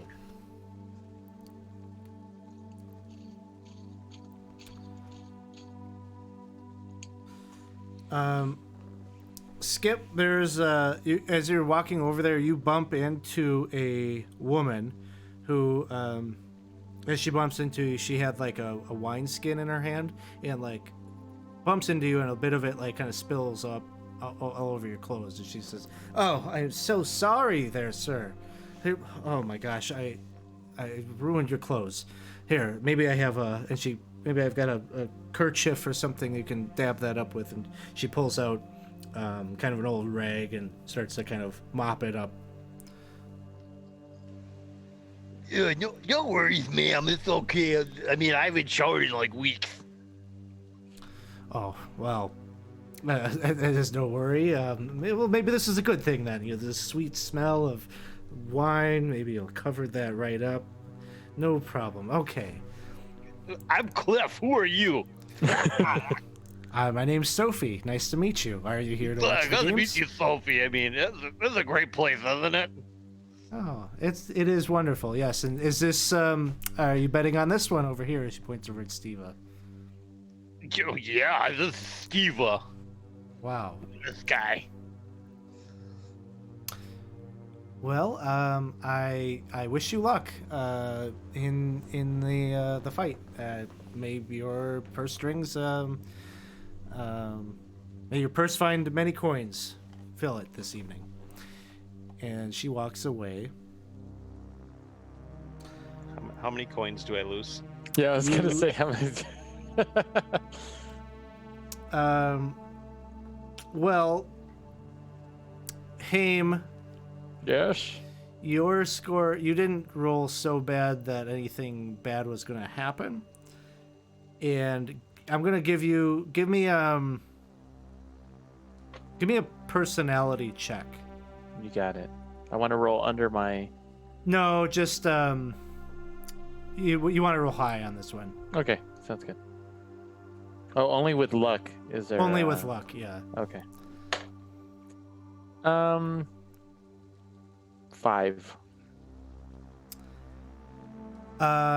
So you're pretty sure that you're being conned somehow, but like you didn't see it happen. Like, or maybe you like realize it's a con like a little bit too late. Skip, the two of you lose a quarter of your wealth. Whatever that would be. Not too bad. I didn't have much left anyway. So something happened here in that interaction where you were pickpocketed a bit, but you make your way over to the other side of the old slave barracks, where you're kind of getting a sense as you're walking through the crowd here, a little bit. You've seen at least 8 armed scuttlers in the crowd that seem to be kind of security just within the crowd. And then now that you're over by where the all the bookies are and this chest, there's about 8 of those folks as well. And then this gaunt man who you were told his name is Tybulk, who is here kind of playing with his dagger, and he sees you all arrive and he says, well. And he's looking like right at Steva, and he's like, I've heard of you. Yes, my name gets around quite well down here. So, am I correct in making the assumption that you're coming over here wondering about getting into the action? You, sir, are quite smart. You would indeed be correct. Now, tell me, a man wearing a helmet in a pit fight. This is hand-to-hand combat. I'm not so sure that that's going to be able to fly. Perhaps you let it fly for this, and I'll toss him a gold coin. You toss him a gold. Make a personality check with that. 15 minus 1, 14. Okay. He just kind of laughs. He's like, "Oh, they're slaves anyway. What's the harm? This will be a little bit of an entertaining bout. You're in."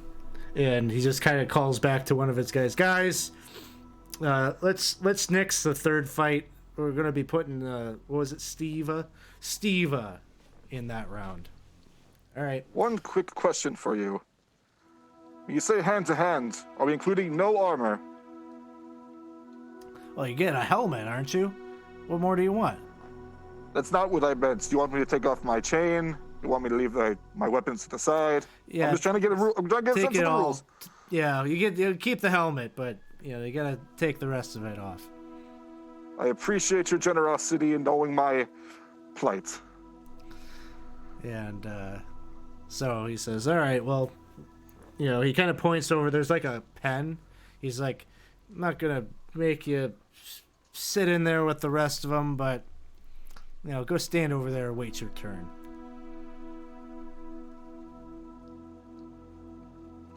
And I'll walk over. His kind of pointed gaze just turns to Haim and Skip. Hello. There's a pony. Go, pony. You got him. Go get him, Steva.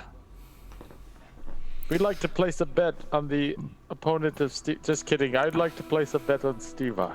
He says, "Don't talk to me. Go talk to one of them." He sort of points at some of the bookies. Oh, sorry.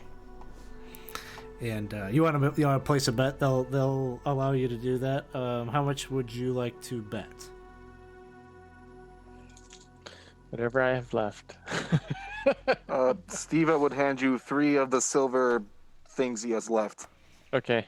I got some money here we can put on him. Him. And Alright. So 3 silver Smurducks. From my end, yes. I have 15 copper pennies still. 15 copper pennies. Heavy duty cash. I'm going all in. yeah, I got something for you, Ham.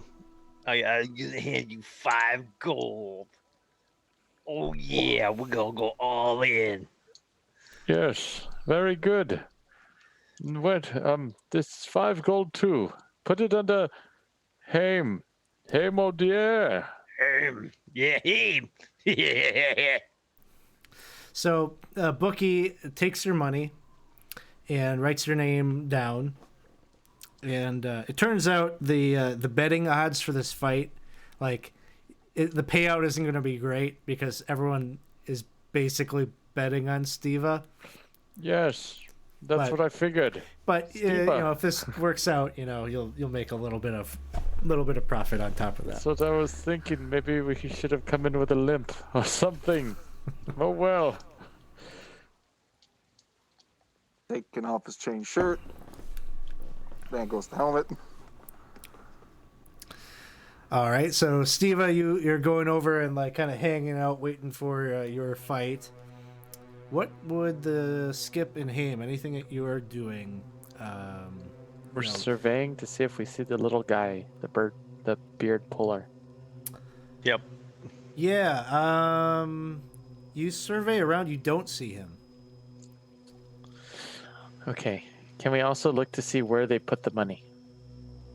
Which I'm assuming is the chest, but Currently, it seems like each of the bookies individually has a bag, and probably your assumption is that people that placed bets with a particular individual goes back to that same bookie, makes the exchange. But the chest is definitely set up with rings, and there's a couple of poles sitting nearby, like an arc type system, where they likely move this somewhere after the fight. So you're getting the sense that probably all the coins get deposited in that chest and then is moved somewhere else afterwards. yes, Cliff. It might be best we wait till it begins to move, and then maybe we could be able to take the sweet, sweet pot. Yeah, I can do some sneaking around. Sneak. You could call me Skip. No, Okay. you can't. You can only call me Cliff today. Yes, Never mind. Cliff. Yeah, I want Cliff, to it's say, Cliff. stop it. No, people will know your name. You All just, right. You just give me the signal, and I'm gonna go sneaking. Okay. This is going to be great.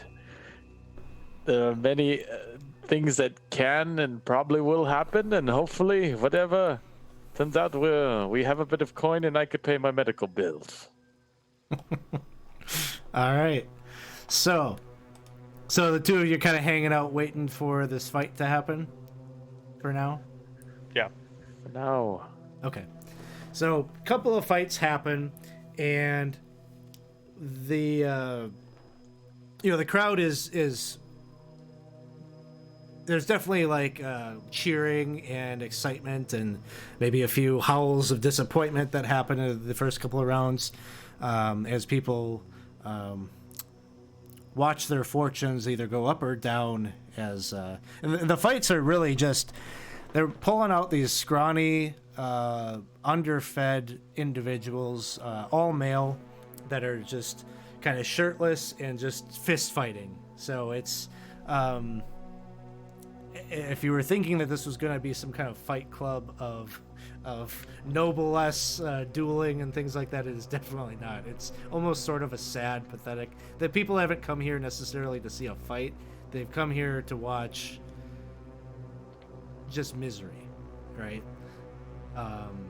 But then Steva is here to provide some sort of other act, a little split in the normalcy of it, and you're escorted out, Steva, to the center of where all the torches are, and there is this like kind of mid-30s, just scrawny-looking bald man who's got his fists up, and he just seems like he's like barely on his feet, and this is the position you're in.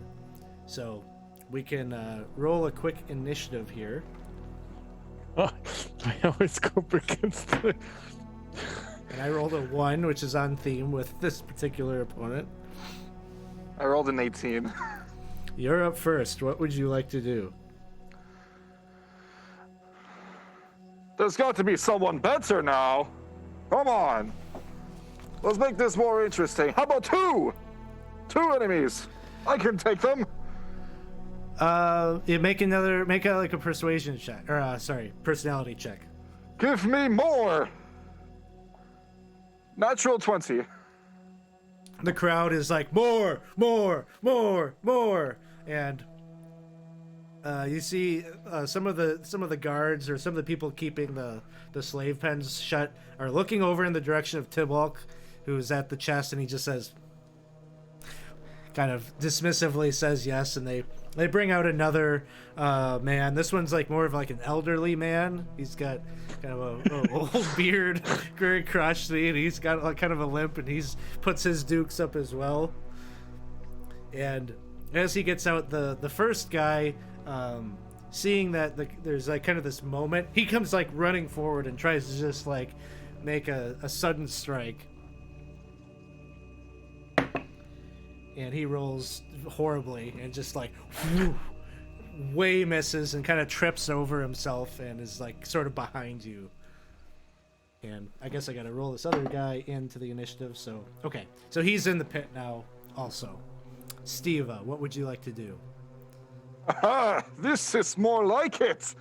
I'm gonna grab the other guy and just throw him over my head and just hoist him there.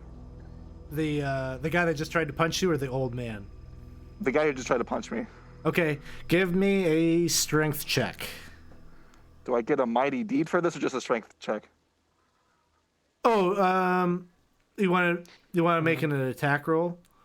I think, sure. Yeah. Let's do that. Attack roll. That's very good. 18. Okay, and the mighty deed came up a 3? It did not. It did not. Okay. So we'll just call it like a grapple, like you've got them grappled, but weren't able to like pull them up. So the old man now is up, and he comes kind of limping over by you, and he's going to he's just going to try to like elbow strike you in the face. That doesn't really work, does it? So I would not recommend that. You will break your elbow. He's gonna try to rip your helmet off. No, he won't. Yeah, he will. Give me a strength check. Uh-oh. 19. Okay. Oh. You managed to like maintain, like you managed to like hold your helmet on, but in doing so, you have to release the grapple on the other guy. So you keep the helmet on. The other guy now, arms free, is gonna go for the bowling loins. This just a straight kick up, right between the legs. Archie. And he rolls a 13. Well, I assume my armor class is just 10 without armor, so yeah, that hits. Do you have an agility modifier? No. Okay. You take 3 points of damage. All right. And the crowd is just like, yeah! They enjoy this kind of dirty fighting. Comedic ding! Yeah. I guess maybe it's just a collective, oh! Yeah. Like everyone felt it collectively. Okay, Uh, Steve. ouch. Well, let's take a moment to see, is anything happening with Haim and Skip on the outside?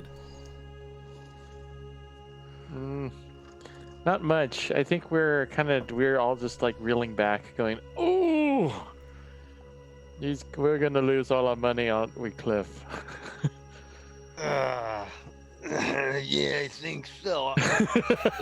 I'm gonna go Go, use the Steve. bathroom. I'm gonna be right back. Steve, you are up. You shouldn't have done that, old man. And I'm gonna clock an Come old man on. right in the face, knocking him off balance. All right. Let's see. Ooh, not great.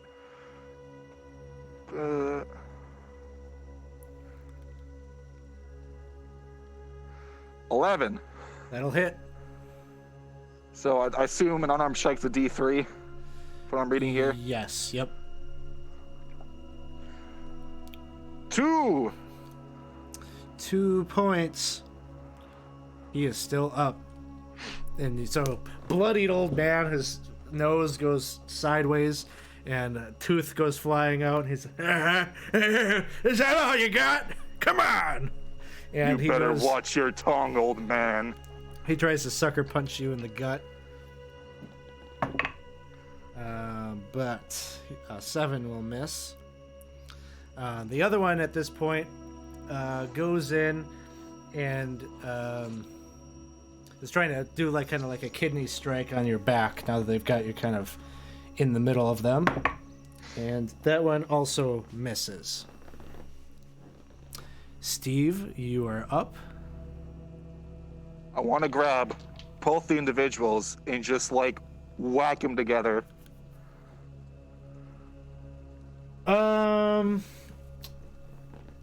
If not, I can rephrase it to say, I'm going to punch the old man to shove him into the other one. Let me just think about it for a second, how that could work.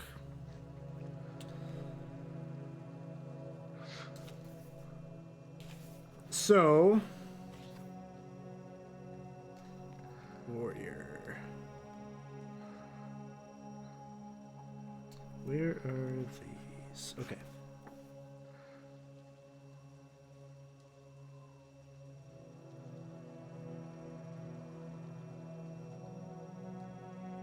Where are they?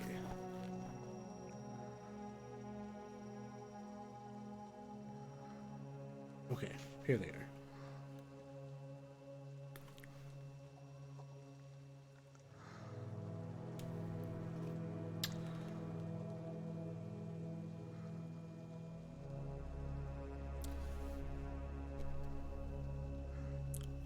I'm gonna say the possibility of knocking them both out with such a thing probably isn't possible, but If it's fine, I can just change it to I'm going to shove one of them into the other one as my attack if I succeed on the mighty deed. If you want to phrase it that way, better. Yeah, I think so. We could do that.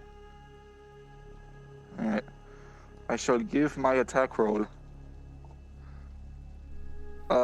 It's a 6 on the mighty deed, so it's a 14. Okay, so you managed to take the old man and kind of shove him into the other guy, and they both kind of are stumbly. So we'll say that they have like half speed on their next turn. All right. And there's no attacks opportunity in this system, is there, or no? There sort of are, but in this circumstance, you having clocked the two of them together like that, we'll say there's no penalty for you to kind of back away. I'll just take a few steps back and get ready to beat an old man even further. Okay. And with your attack like that, he actually gets knocked out as he clunks coconuts with the other guy, and so the other one stumbles a little bit, manages to collect himself, and is coming up towards you. You're on the periphery of the the row or the circle of torches, and so he just kind of uses his whole turn to kind of get back into position near you, and then it's your turn again. I'm going to, as he's charging forward, I'm going to counter charge him, and full on Edge from WWE, I'm going to spear him. Okay. So for attack roll, the exact same number, 14, and success on the Mighty Deed. Okay. Roll your damage. 3 points. 3 points. Okay. You added your Mighty Deed damage to that? I get Mighty Deed damage to that as well? Oh, it has to be with your weapon, doesn't it? I think I do not remember. Let's see. Well, either way, it's enough to take him down. So, yeah, you spear him. He breaks his back and passes out from the pain. And the crowd is just like, cheer, Steva, Steva, Steva, cheering your name. And that concludes this round of the fight. Very sad. This, Victory is mine! Cliff, this is very sad. I wasn't expecting this. Yeah, what weren't you expecting, Ham? More of a fight. Wasn't that a fight or not? Yes, but it wasn't very sporting. I don't know. I liked it when the old man kicked him in the balls. Guess so. I I guess thought that so. was pretty good. Yes, I did hear a bit of a ring. Yes, I wonder how Steva is feeling. I wonder. So you said that is it known that there are going to be more rounds, or is it just? There's like one more round. Like the big fight is coming up next. Okay.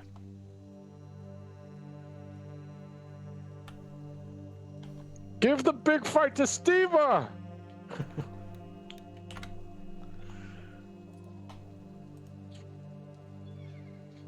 A lot of people are kind of like going up to that one particular bookie that you placed the bet on Steva. He's got a long line of people that are waiting for their payout as they correctly placed their wager. What would you like to do next? Damn, we gotta go get our money, man. Collect. I'll go collect, like, in line. Okay. Whatever else anyone else would like to do. In return for what you gave him originally, you get back 6 gold rilks, 1 silver smurduck, and 12 copper pennies.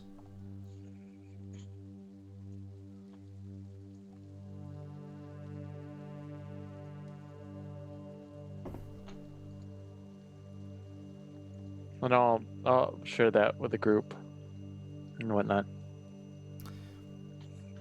And by the time you've ended getting that money or whatnot, it seems like the final fight had just concluded, and people are beginning to leave the barracks. The bookies are all taking their sacks of coin, and they seem to be going up to where Tybalt is, one by one, and he unlocks the chest, and they're dumping the coins in there for delivery. Oh, can I stealth Alex at this point in time? Can I try to like hide in the shadows or kind of like blend into the crowd so I can keep an eye on it? Sure. Yeah. Give me a hide in shadows check. Hide in the shadows. Okay. And that's just a D20, right? Yes. And you'll get your bonus to your thief bonus, as well as your you can add your agility on there as well. Agility. So that would be 12. Okay. 12 would be pretty good if security wasn't like a thing. And at some point, someone notices one of the scuttlers notices you trying to kind of hang back as most people are leaving, and he says, "Hey, time to go home now." Oh, I ate something really bad. My guts are hurting. I'll hurry. That's kind Um, of limp, kind of like, Oh man, where's the bathroom around here, man? the guy kind of shrugs, and he's like trying to put distance between you and him, and he says, "Oh, and Oh my god, it's just- really bad. just take take Oh, take it's him to really that bad. sewer grate over there." And he kind of points over in sort of this direction on the map, like in the northwest corner, and you can see there is like an iron like grate in the ground there. okay, I'll try to like play it up like I'm hurrying my way over that way, with still trying to keep an eye on the chest somewhat, and like kind of like hoping Steve-O or Steva or Haim kind of catch on to it. Yeah, and you get over there and you see that you're not like probably the first one that came over here and used this as a lavatory, but down below it you can see. I mean, this is a pretty big grate. It's like 3 feet in diameter, and it's sort of you just see the sewer shaft below. Okay. Yeah, I'll act like I'm puking and trying to go to the bathroom and stuff. Anything that Haim or Steva are doing as the crowd is clearing?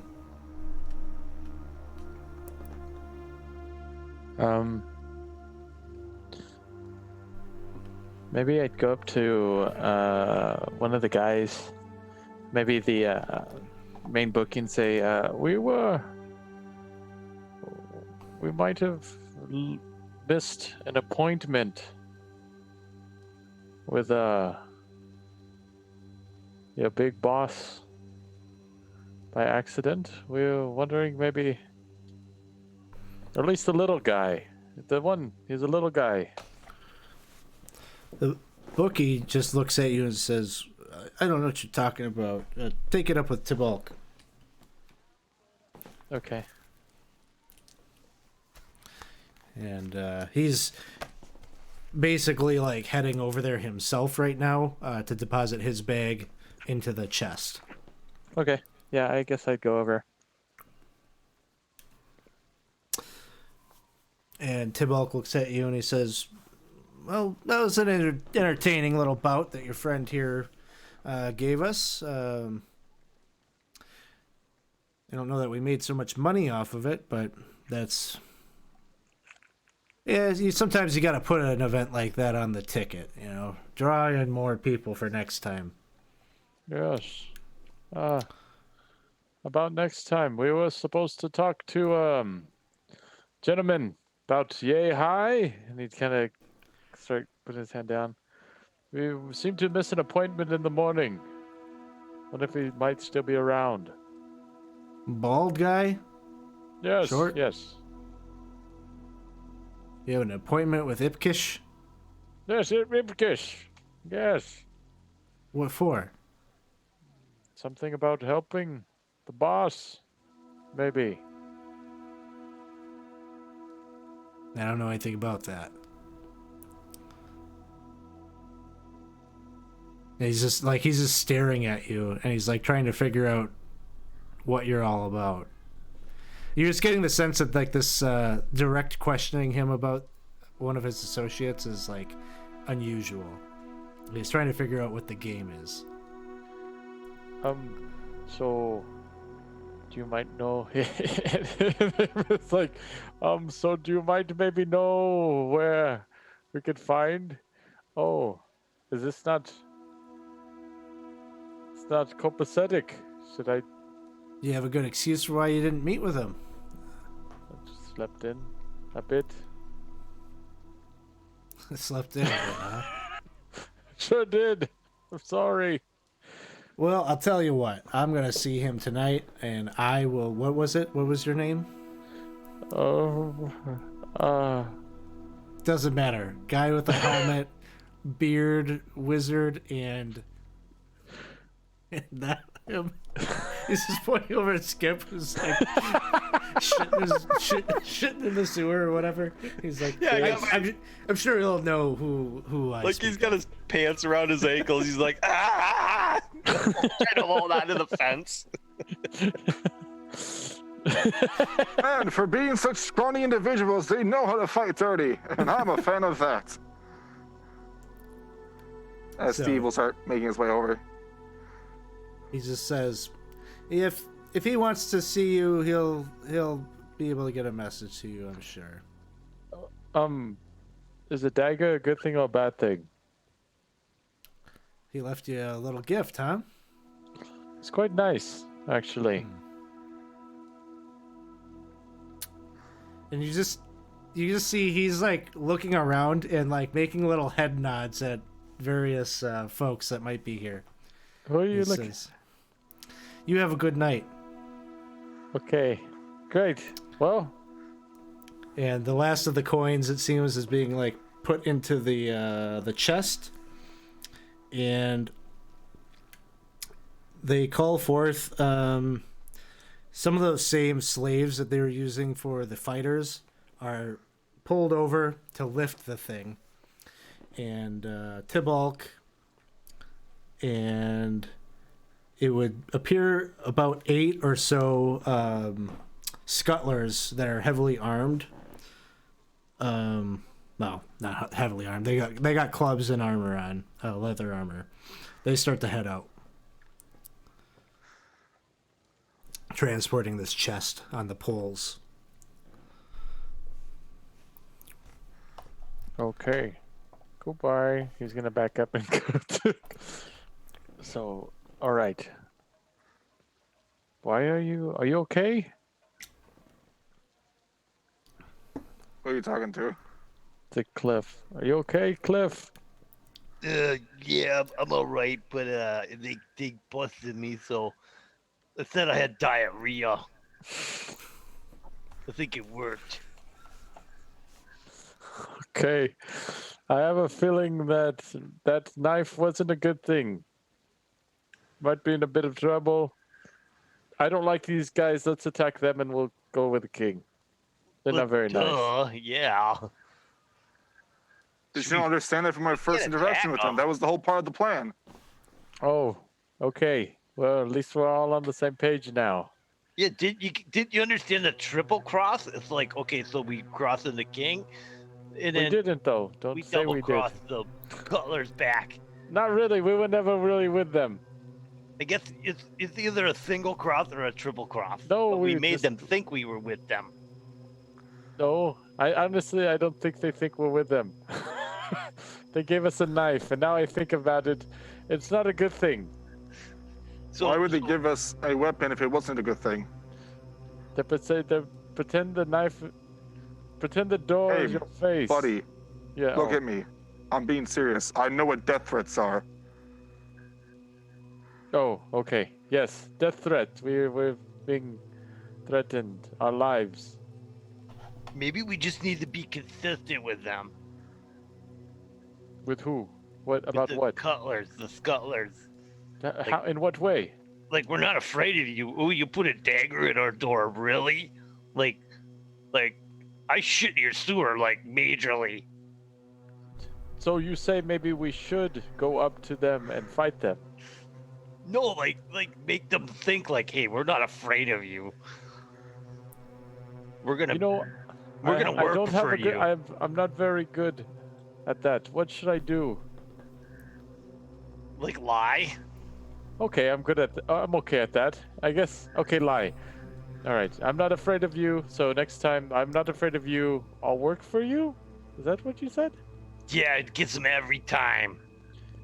Wouldn't it be a great idea to know where their headquarters are? I mean, you've seen the guys live in that crate there. They ain't gonna move too fast. Yes. In fact, we might be. Might able. How many? How many were there, Alex? In So there are the 4 slaves that were carrying the thing. There's Tibalk, and then 8 others. Okay. Yeah, that's not happening. Hey, Well, who Let's says we have to follow follow them streets level? let's go to the roof, guys. Not exactly what I had in mind. You don't want to go in the sewer, man. It's our safest bet. Steve, it's bad. Like I really had diarrhea. I wasn't joking. The duck I had Cliff. did not act well from the end. Buddy, I haven't been able to wash my face in 40 years. This thing reeks of metal and rust, and sweat and tears and blood. I'm pretty sure I got an infection, so it smells worse. Are you What? coming in the sewers with me or They're not? leaving. They're going. We need to get going, guys. I suppose. Steve, So- you go first. You want to tail them? How do you want to go about this? Well, they're not going to be all too fast with the slaves carrying the money crate. So the goal is follow which street they're going down through the sewers if possible, and then like do a little peek-see through the sewer grate, and then close down away from the pass, and then go to the next one. Is my idea at least. The sewers probably won't be a very effective way of tailing them because you'll lose eyes on them. Streets, following at a distance, could be a possibility. The risk there is, of course, they've got eyes out for you as well. Rooftop, not a bad idea either. You've had individuals, whether you knew it or not, watching you from the rooftops throughout, and definitely when you heard that whistled, so it might be a way to get... You got to get up there, but if you can get up there, you might have a little bit of a stealth advantage. It's harder to see you up there. Yeah, guys, let's go to the rooftops. Okay, Steve. Hop on, old friend. Okay.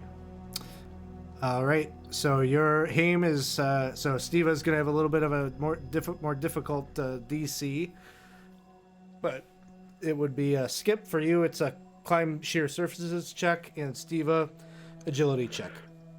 I have climb sheer services because I have criminal skills. It's one of my things. Yeah, you could use that. Would it still be problematic because I'm wearing armor, so it's a negative to my checks? Well, currently you're not wearing the armor, right? So, I would have put it back on after the fight. I'm not leaving that Oh. there. Okay, yeah, it's gonna be problematic. You're gonna have the penalty. I got a 13 to get up there. Okay, you're up there. Try to keep eyes on them. I'll kind of look around quick to make sure, see if anyone else is watching us or not. -4. So, Steve, I rolled a 1. trying to bring Haim up there fails and clatters to the ground. Skip, when you get up there, you do notice that a number of the group heard that and is checking their 6. They're not necessarily rushing over to do anything about it, but they are aware of Haim and Steva. Guys, I didn't realize getting kicked in the nuts would hurt this much than it did. guys, And- start laughing and act drunk. Quick, Ah. they're coming over to search you. I'll hide quick, back up on Okay. the roof. Yeah, you don't get the sense that they're coming back to actively come and deal with Haim and Steva, just that they're aware that they're back there. Oh, okay, okay. So you're not really sure what that means in terms of how they're preparing and things like that, but if you're going to keep eyes on them, you might have to go forward yourself, Guys- because it took you, it takes you a little bit to get up there, and time is of the essence. Guys, where do you want me to meet you back? Quick, I'm gonna follow them. King's place. Oh, my nuts. They kicked me really hard, more than I thought. I'm just gonna lay here. Grindstone. The grindstone. All right, see you later, guys. Wish me luck. Yes. I'll head out. Yeah, give me a Let's see. What do you have for skills? Do you have a move silently check? I should, yeah. Here, Is let that me one of check them? real quick. I have sneak silently. Yeah. Give me one of those as you're tailing them. All right. And let's agility is applied as well. see. A 14. Yeah, no problem. You manage to follow them down. They go down this street, the Shiv, and they make their way to not so much a building. They kind of go down a darkened alley, and let me see if I got an image I can share with you all.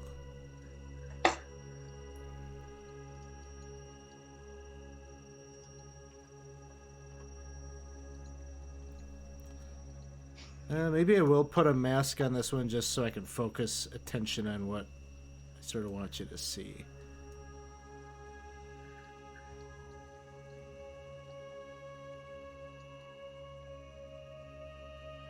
So, you see them kind of go down this like alleyway, and let's see.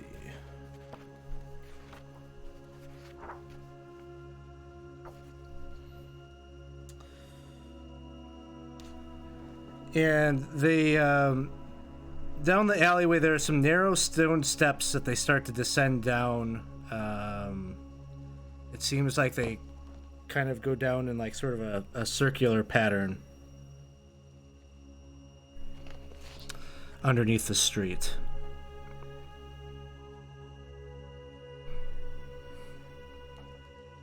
So from your vantage point on the roof, that's where you see them exit out of your view, and you're not able to follow them any further.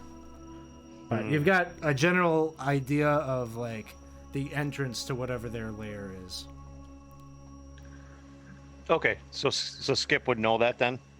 That's what he's thinking. Okay, I would just look around, make sure no one's following me, and then I would head back to King Corvo's lair. What is it again? The grindstone. Yeah. So you head back and meet up with the others. Are you like going back into the like your own quarters that the King Corval has set up for you, or? Yeah, unless they're out partying with the king or something. Yeah, the wherever party they're is at. always happening at the grindstone, but you also have your own kind of setup there currently. Just sort of a fairly empty room with a couple of maybe straw pallets that you could sleep on, but it's nothing fancy, obviously.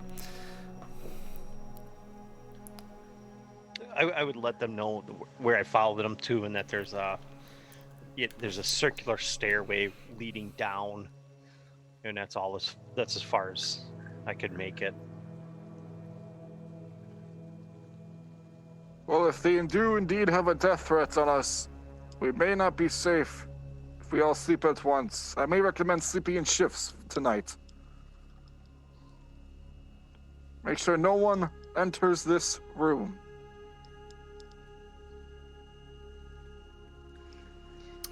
Yeah, I could take a shift if need be. Yeah, I'd stick a dagger right in her throat. So you end up taking a rest. No incident. You're pretty well guarded as long as you're in the grindstone. You've got the kind of the protection of King Haim or King Corval. Yes, I've Risen have above! ascended. yes. It only took one. I was behind the scenes the whole time. Morning comes, so this is the third day of the adventure. Wasn't able to actually get any of that coin the previous night, but you have sort of an idea now, at least, of where their hideout is. What would you like to do on this day?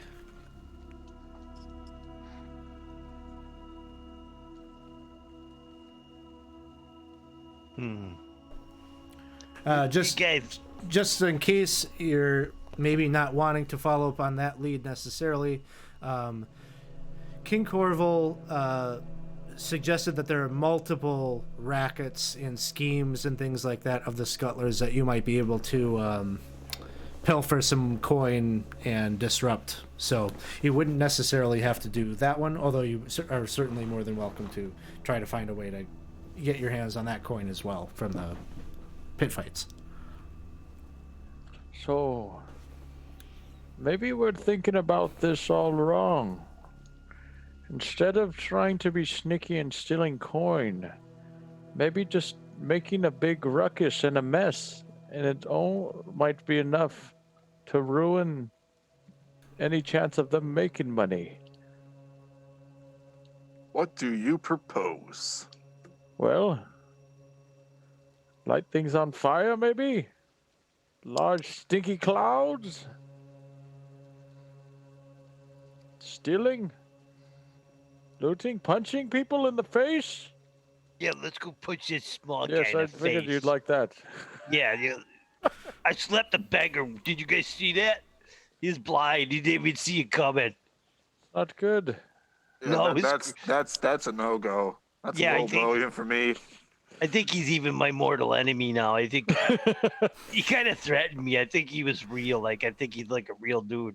Like, he's got some power or something.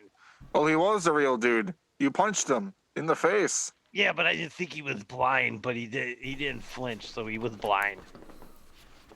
I don't think that was a good idea, guys.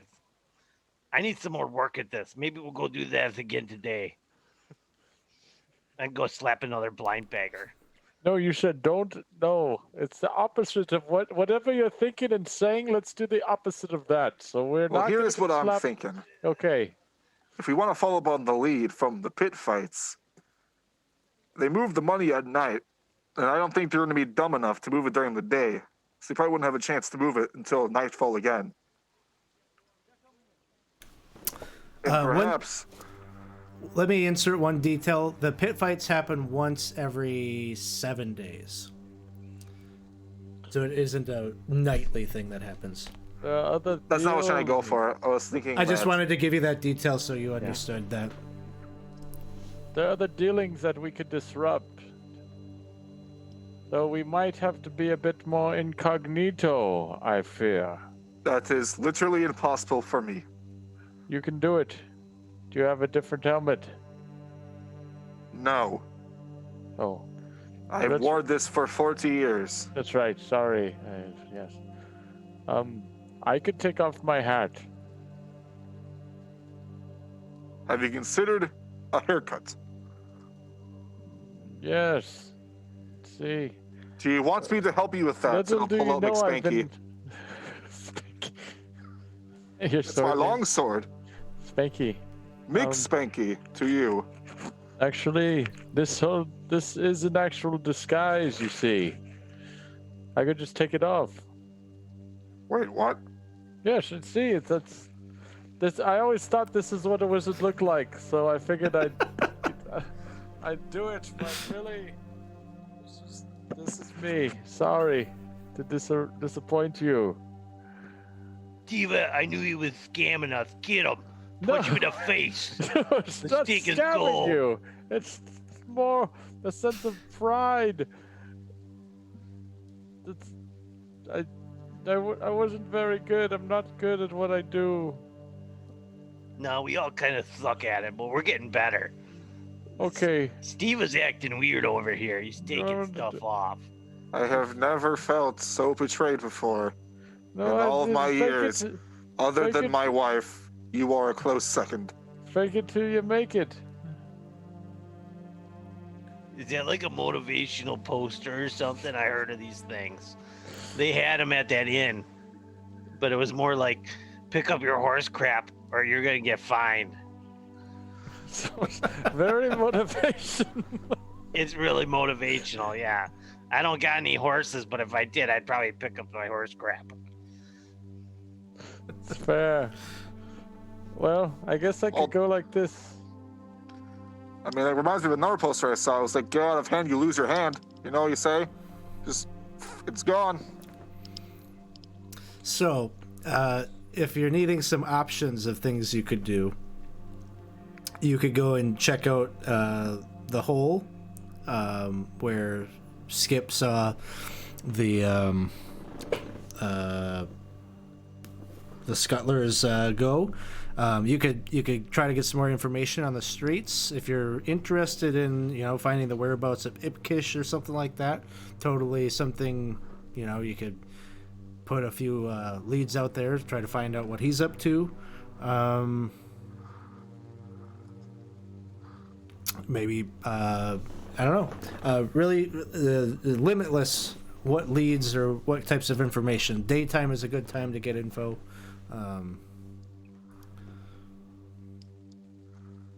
Or try to find some other scam or scheme that the Scuttlers have going on that you could disrupt. Yeah, guys, I think we find this Ipkish in let's find this guy and beat him up. Ruffle him up. We're not afraid of you. Where's your next event, fool? My dad used to say this thing like, pity the fool who messes with me. So, if you want to start to ask around about that name, Skip, you're like kind of the prime candidate for it. Starts at a D12. It's a personality check. You get one die up for every 10 eggles that you spend. You guys ready for this? Yes. Okay, I will spend 10 more eagles here. And that'll bring it to the D14. So that so 1 silver is how many eagles? Ooh. It's 20. Let me. Which one is it? I mean, we also did get paid from the betting too. Oh yes, you got paid from the betting, and then it's day 2, so you got 10 eagles apiece from the king. Oh, that's right. Because Okay, that's a so I'll daily use the stipend. 10. I'll just use the 10 eagles Okay, from the king. we could find So out I the answer. roll to a that die other thing 14. later. But just in case for the silvers.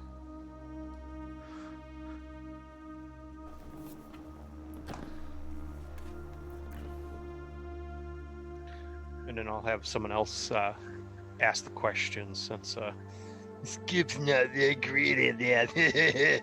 I don't want to slap a beggar again. A blind one, too.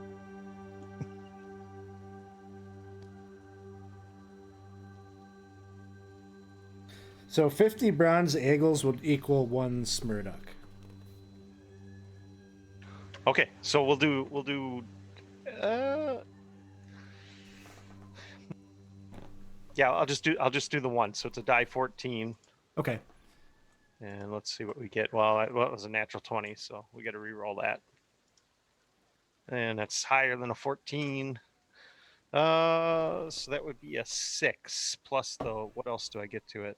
Personality. Personality. Oh, so that would make it a 5. Yeah. Okay. So maybe it's just a result of your incident with the beggar the other day, but it seems like most people that you go to try to talk to like aren't willing to like tell you much. And they kind of clam up. Even after trying to pay off a couple of people, they don't give you much that's very useful. All right, guys, it looks like I'm not very good at this today. We might have to try tomorrow. There's just we have to have. There has to be something that we could find. Anything that Haim or Steva would like to do today to help? I'm gonna go back to the dancers. Okay. So you find them once again in the yard where that sort of dead tree is in that makeshift market.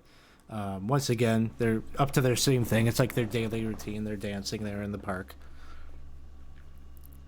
Hello. And they say, "Hey, look who it is! It's Moneybags. You're back. No, How did things go down there at the pit fights?" Steven did okay. We won. Yeah.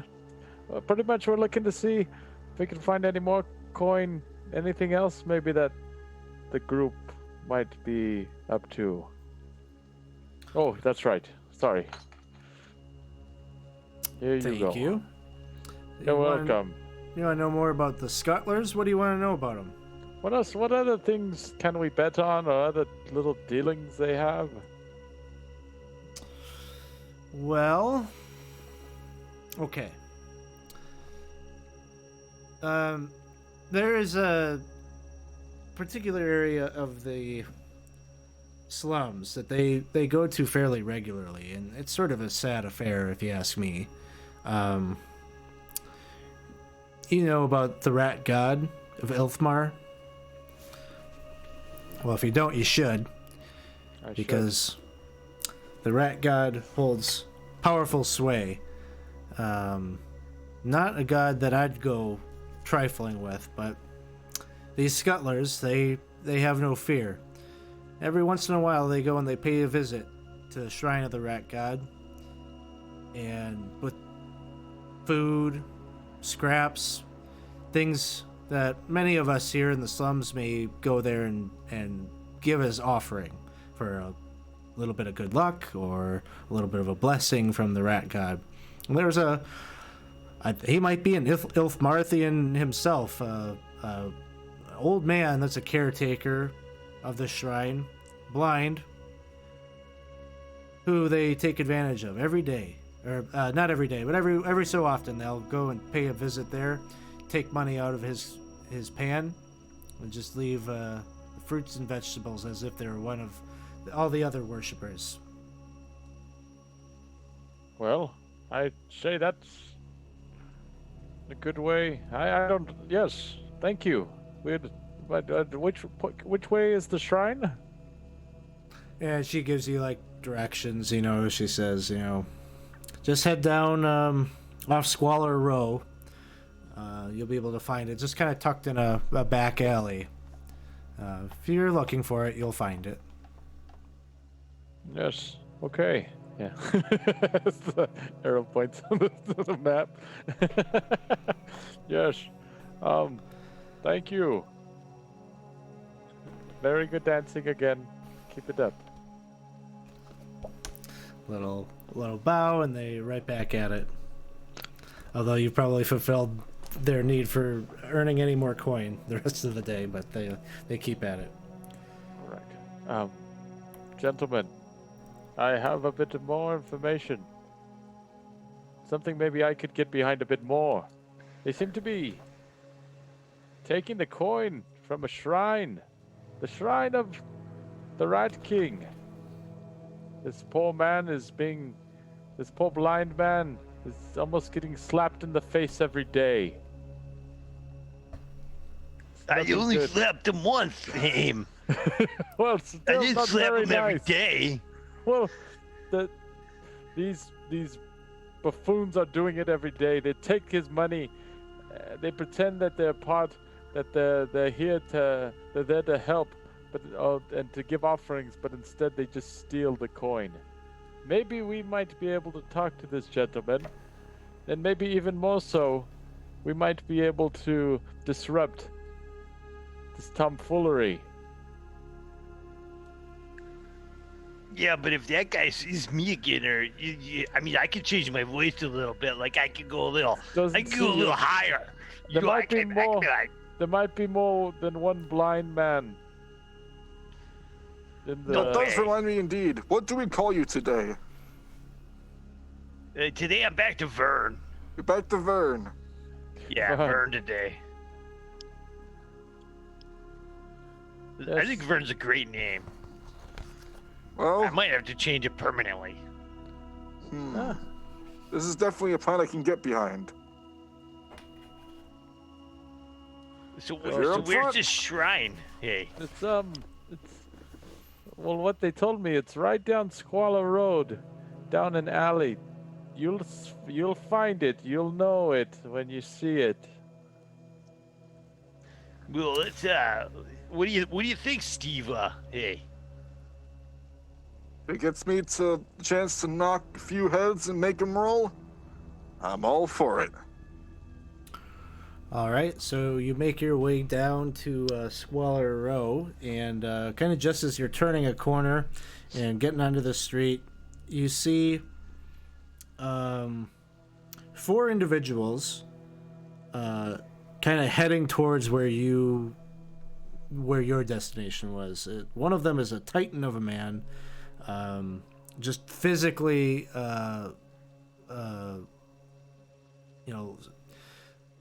probably 7 feet tall, very tall for a human. Very bulky muscles, a lot of scars on his face, sort of an ugly fellow. But in his hands, he's got like a big crate that he is carrying, and it has like, you can see like heads of lettuce and maybe some tomatoes like kind of sticking out of the boards of it. He's carrying that, and he's being escorted by 3 other individuals, short swords at their hip, and they also are carrying small baskets and bushels of different produce, and they tuck into this alleyway here.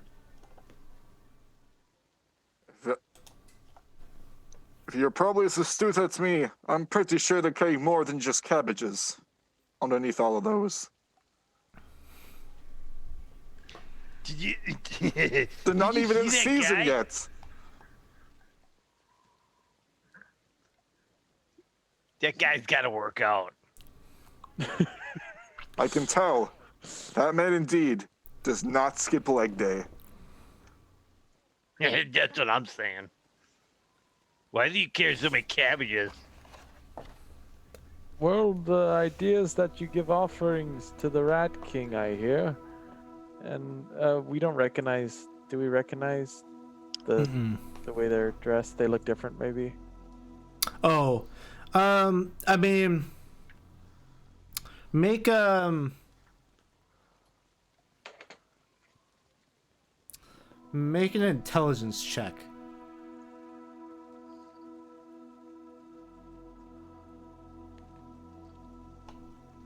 Eight. They very well could be scuttlers. There's nothing that, like, they don't like wear. You don't see any insignias or markings or anything, and they don't really have one themselves. But they don't strike you as any different than the scuttlers that you dealt with the previous night. They're armed in the same way that they would be and such. Okay. Well, shall we continue forward? Yeah, It's our only get 'em. lead. So, how are you approaching?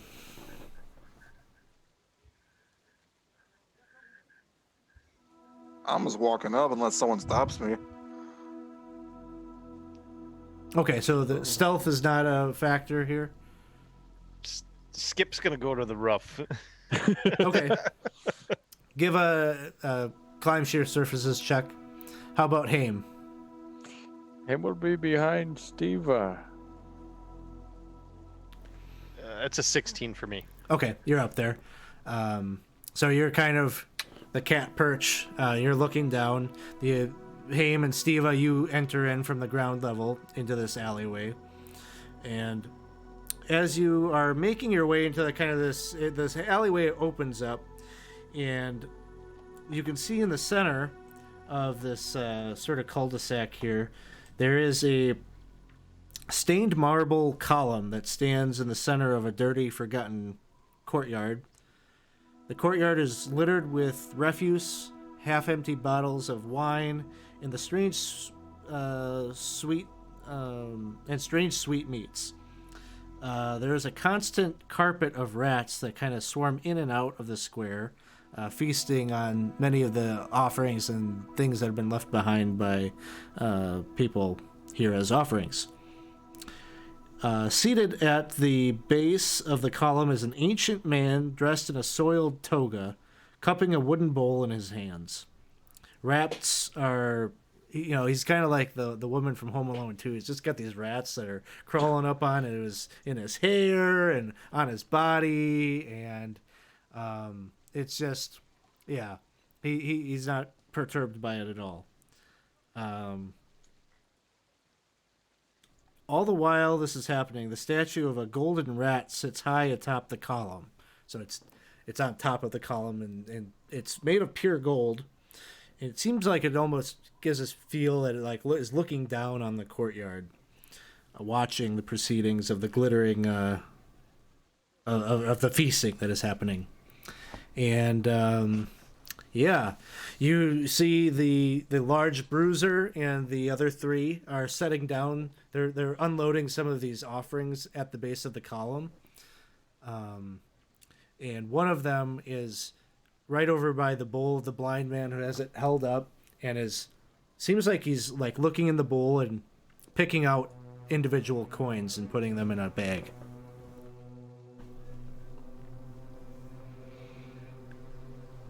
Here we go, guys. How I'm far going is Skip? to Go ahead. approach the old man. How fare you this day, old timer? I am well. The rat god, the rat lord, looks favorably upon us. It would seem so indeed. And I'm gonna reach into my bag and I'll throw in like half of the money I got, which is just the 5 bronze things. The large man is looking at you. The man that has been collecting the coins, the smaller man, is kind of like, looks like he's like kind of like not sure what to do, but the big guy just says, "Go ahead, it's okay." And he's just staring at Steva, kind of like trying to intimidate, like in a way, like don't make a move or whatever. And the man just keeps taking out the coins that you put in. My old friend, I think it may be time for you to go get some dinner. Are you saying this to the old man? Yes. And he says, "Oh, I am fine right here." Your compatriot here may say different. Oh, I have nowhere else to go. This is where I dwell.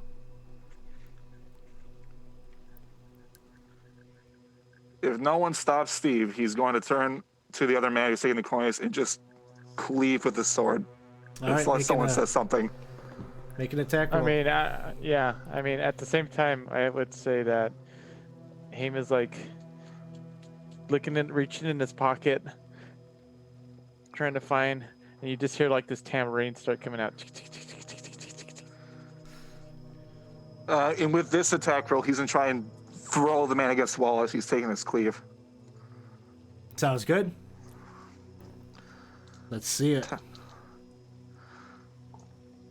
Ooh, that's a cock. Not great. That'll probably miss. 10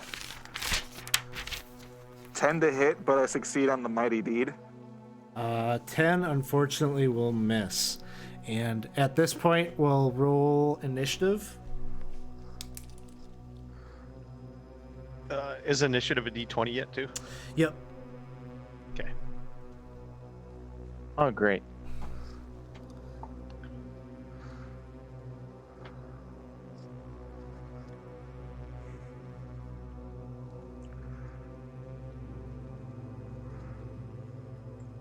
This feels so weird doing initiative by hand. Feels so right. Yes. Yeah. Ooh, alright.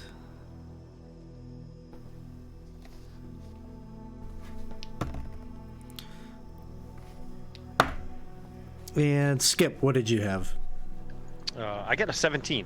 17. Haim A 1. and Steve. Also a 17. 17. Okay. So, first up,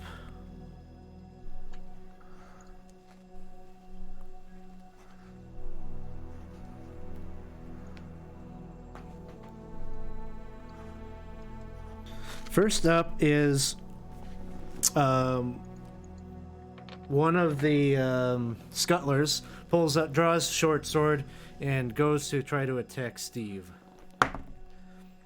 He will miss. The one that you just attacked, Steve, he also brings out, he kind of drops his bag of coins that he was collecting, pulls out short sword and tries to retaliate against you.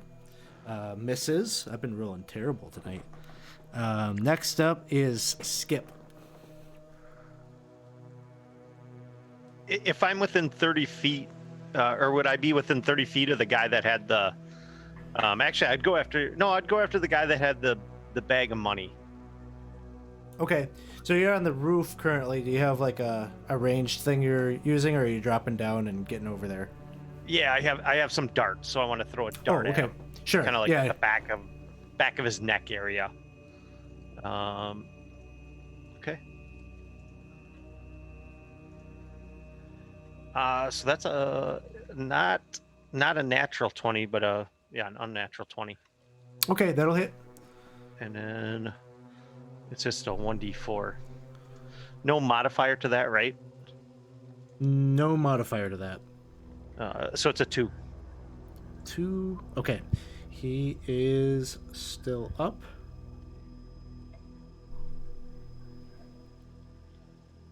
And you wanted to attack the one that dropped the bag of coins? Yes, yeah. Yep. Okay. Cool. So, next up is Steve. After missing that initial strike, I'm gonna come back with a sword and like drag it on the ground, trying to kick up some dirt while I'm at it. So it's gonna try to blind him with some dirt in the eye. Okay. That sounds good. Attack roll. Not great, but 14. That'll hit. Did we get the mighty deed? No, we did not. Okay. So just regular But damage. damage is 10. 10. That will take him out. Nice. And was that the one that dropped the bag or the other one that attacked you? The one that dropped the bag. Okay. So he's out. Next up is one of the other thugs, short sword in hand. He's gonna go for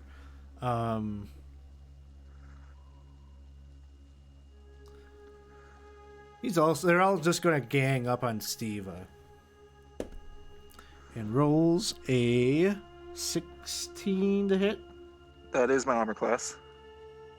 Wow. Or 17 to hit. Deals 4 points of damage. All right. Next up is the big bruiser. He pulls out a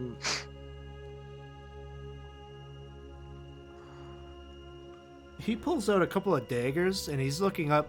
Maybe not what you were expecting. You were expecting this guy to be like a close combat, bulky kind of bruiser up front, but he pulls out 2 daggers, and he's like getting ready to like chuck one at Skip.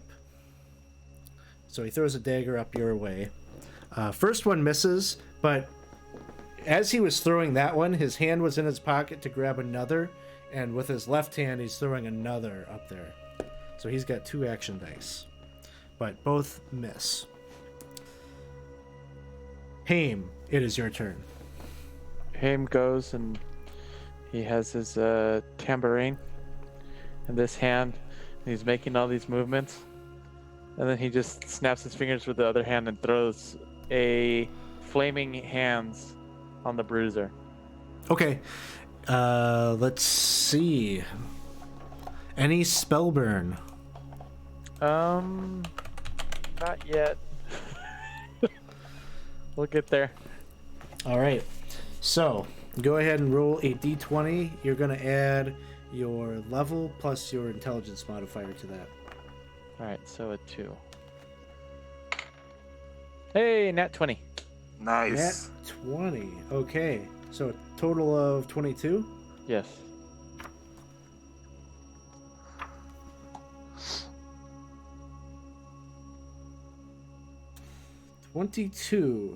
The spell produces a blast of fire that burns up to 3 targets within range for 1d6 plus caster level points of damage.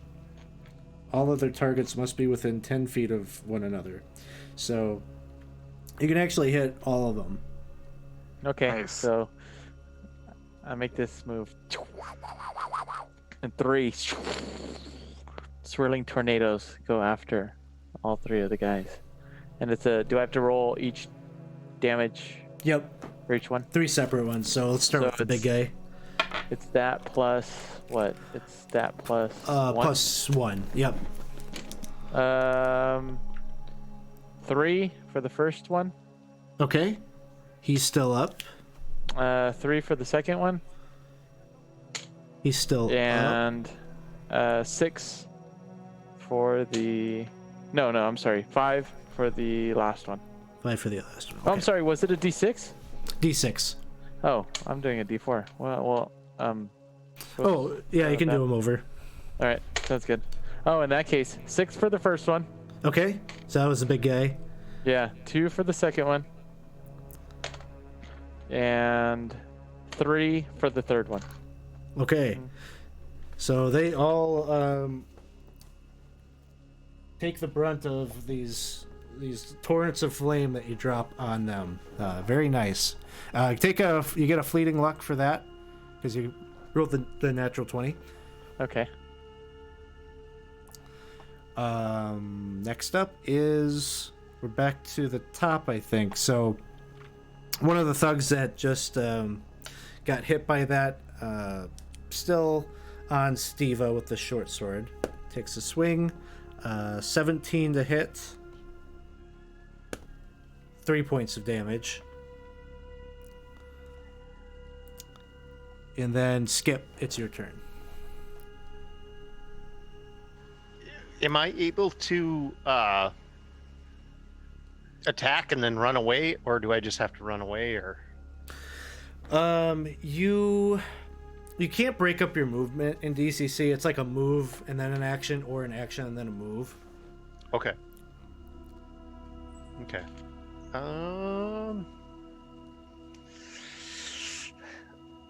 Yeah, Skip would run away. Okay. So Try to you're get like- out of range of the big guy that just threw the daggers at him. Sounds good. So Yeah, getting he's a out coward. of eye shot. Yeah, I'll be back, guys. Steva, it is your turn. I am going to attack the nearest scuttler, and I'm going to try to act as menacing as I can with this next strike and just scream in their face as I'm just swinging. Sounds Trying to good. terrify them, if you will. So, attack roll. Very good. My AD succeeds for a total of 21. That hits. It'll take 6 points. He goes down. That was what he had 6 left. Next up,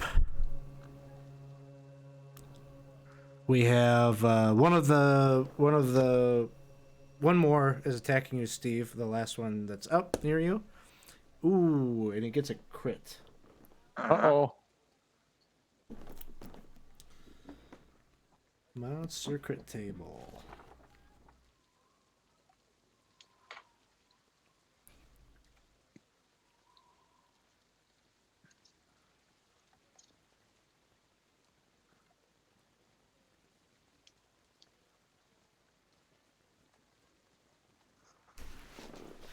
Okay.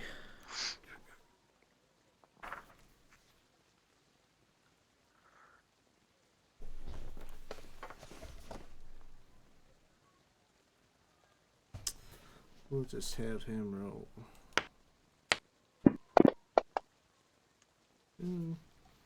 So, when he jabs you with the sword, it actually like improbably slides like right into your helmet. He pulls it out, but it gets into your eye. It's going to inflict a little bit extra damage with this strike. So, 3 points and then an additional 2 points. I'm down. So as the blade, and whoa, there's a big woo train coming into the station. Oh, it's from Dave. Thanks for the subs. Very nice. That was a new little emote there. Some kind of I don't know what that is. Guy dropping. Oh, you gotta. I don't even know. It's like a fire. I was gonna say a corn sword. It's a corn sword, exactly. So, Steva goes down as the thug attacks. The big bruiser guy, Skip's gone, so he doesn't pay attention to that. He pulls out his sword and moves up to Haim to take a swing. And rolls, I think, enough. I rolled a 14. Yes. And he has a +3. Whoa, thanks for the jams, man! Not gonna take much. He rolls for damage. Oh, sorry, he's got a dagger, so I gotta get my D4 out. Rolls.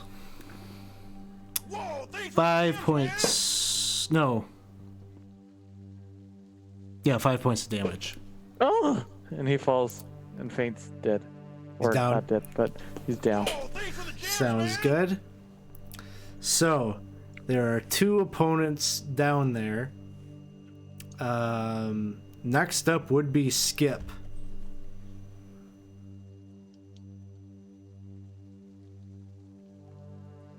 All right, this time Skip would run back then.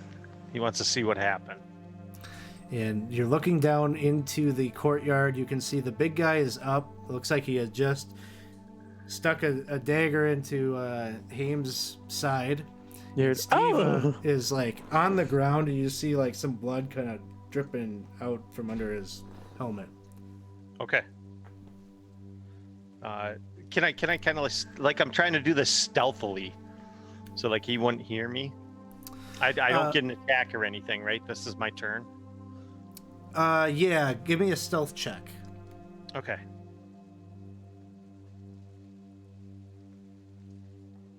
Okay. I got an 18 on the die, so then +3, so 21. Yeah, no problem. They don't notice Okay. you. It looks like, And it's just the big guy up, right? and one of the goons is up too. Oh, one of the goons is up too. Okay. Yeah, and the big guy is just kind of pointing around. He says, "Tie him up. We'll take him back to the hole." Okay. Yeah, the train, the hype train has been activated. Thanks for the cheers, everybody. So that's what they're doing with their turn. They're starting to get out some rope and getting ready. You can see what their intent is. What would you like to do next?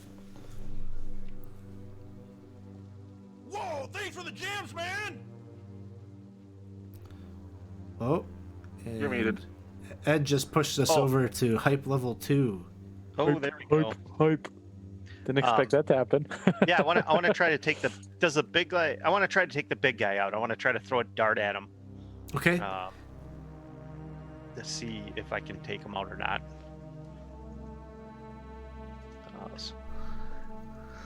So +3, so a 15 to hit. That'll hit. Okay. And then 1d4.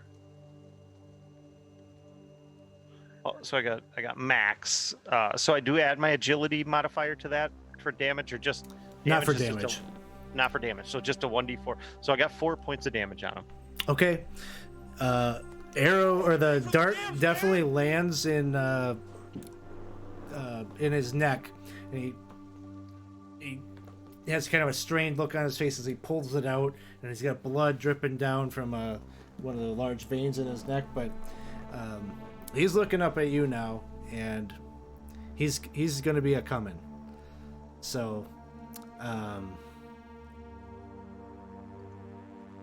Whoa, thanks for He the seems to jams, direct man! traffic and has the guy on the ground stay behind as the big guy comes up to the building, and he's going to attempt to climb up there after you. Okay. So, how do I do this? I'll just have a die roll. He gets up there. So, he's climbing onto the roof, like within 5 feet of you as it becomes your turn. What would you like to do? Can I pull out a different weapon at this point in time? Sure. So I have like so he carries the darts, and if he gets within close range, Skip is going to bring out the spear. So he would try to like kind of spear it in his chest as like a desperate move here, because Yeah, you got it. You can do that. he's crapping himself right now. So that's a 8 to hit. 8 to hit. Would you like to burn any luck? Do we have any luck to burn? So you can burn your permanent luck as well as the fleeting luck. Oh, so I have a 13 luck, so it would go down to like a 12. Is that what you're saying? Or lower, yeah, if you wanted to put multiple points on it. I'm not saying you have to. It's just sort of a critical moment, probably. With Yeah, it two, is, I think. two folks down. So yeah, I would take it down to an 11 if I could, and then it's a D3 for me for each time. Yes. So I could roll 2d6, right, and then add it together. Mm-hmm. Gosh, I'm worried about this guy. This is a bigger guy. He's how many luck could I burn to do this? As many as you wanted. Okay, so I'll burn 3 luck. So I'll take it down to a 10. So that's 3d6 then. Yeah, I think then they're divide actually divide it in half. exactly. Yep. Okay, so that's a 4, a 1, and a 3. So that's an 8. So a 4 added on to the what was it? An 8 after my modifier. Or I get a +2 to hit, so I had a 7, so it'd be a 9 plus 4, so a 13. You got it. You cleared his AC. You needed a Okay. 12. All right, and then it's a 1d8 for damage.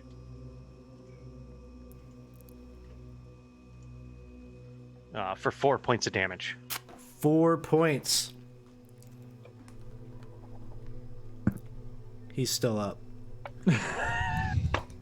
He's not looking good as you thrust the spear forward. It caves in through his chest cavity, and he's gurgling up blood. But he's still got enough strength. He pulls it and kind of shoves you back a little bit. You keep on your feet. You're on the precarious situation of being on the rooftops, but he's gonna try to.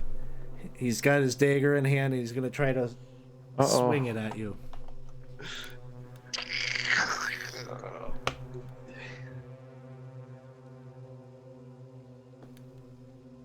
I rolled a 5. So 5 plus, I think his modifier is a +1, so he will miss.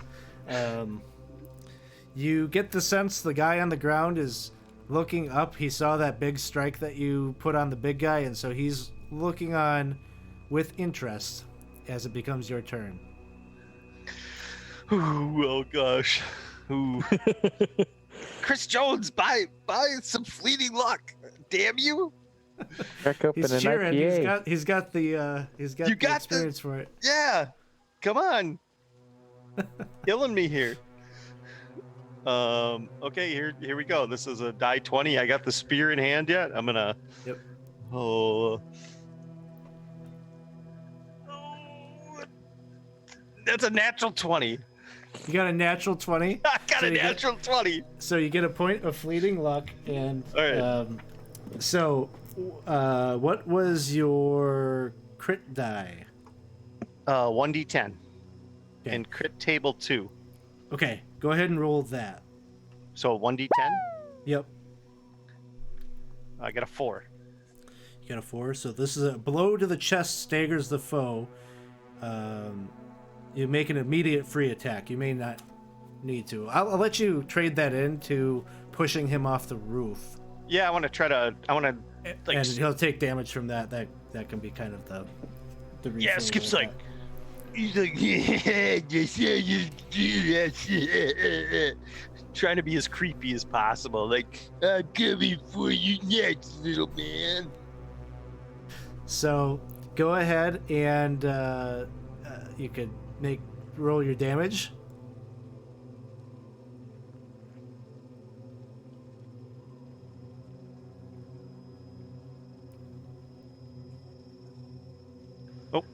three damage. Sorry, I made 3 it damage. myself. Okay. Yep. So again, spear goes forward, again clears that wound, and this time it pushes him off the ledge, and he goes flying down, and his back crashes into the floor of the courtyard, and he's stone cold dead. The scuttler on the ground just looks up at you kind of like horrified, and you see him he grabs that bag of coin that was laying there, and he books it. He starts taking off. What would you like to do? I'm gonna try to throw a dart at him. It'd be like, I'm gonna get you, boy. Okay, as he's fleeing, you're gonna try to see if you can catch him. it's a 6. That won't clear it. Just he miscalculated how much strength he needed to put into that, and he's out the courtyard. At this point, you could either follow him and try to maybe keep eyes on him from the rooftops, or tend to Haim and Steve here. Yeah, I'll jump down and tend to Haim and Steva here. So sounds good. So there's 2 ways we can do this. We can have a luck roll for Haim and Steva to see if either of you are still alive, or if you don't want to gamble, you can burn a point of luck and basically be stable. can we ever regain our luck points or no?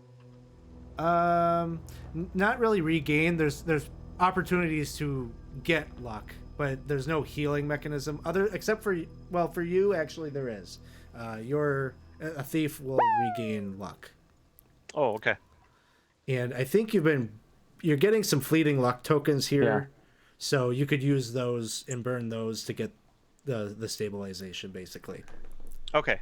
So yeah, I'll burn but I want to make it awkward for Haim. I'm gonna be like right next to his face, like I'm trying to kiss him, like, hey, how's it going there, little guy? I fixed you up.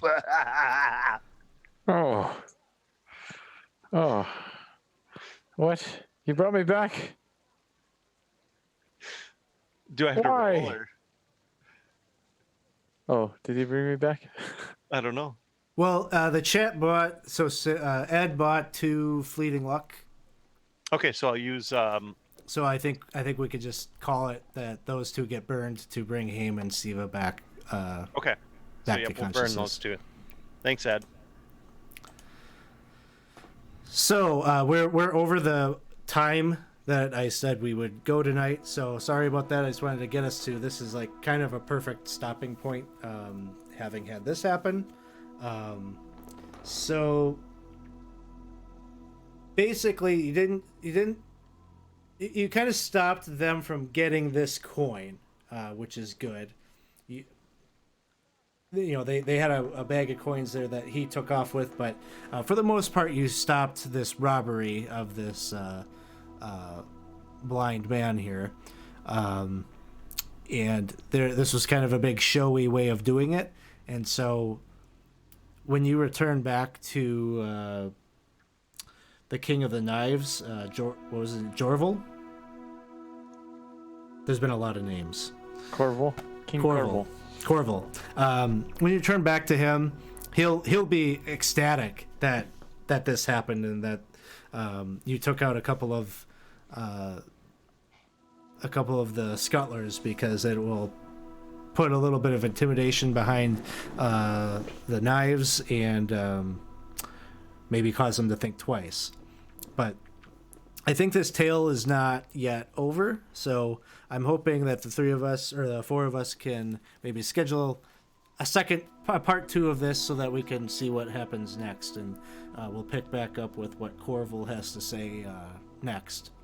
But since we're going to continue this particular game, normally once you finish a session, fleeting luck goes away, but I'll allow you to retain it as long as we're in the same scenario or the same adventure. So, hey, Skip, you just got one because you rolled a nat 20 on that last one, right? Did you have any more than that?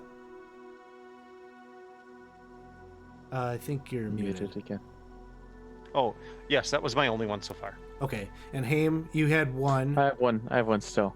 Okay, and anything, Steva, did you have any yet? Okay, so cool. So I've got that tabulated there. Thanks everyone for hanging out. Thanks for the cheers and hype train here tonight. We were just filling in, playing a little DCC Lankhmar. We had an off night on the schedule, so I thought I'd play something different.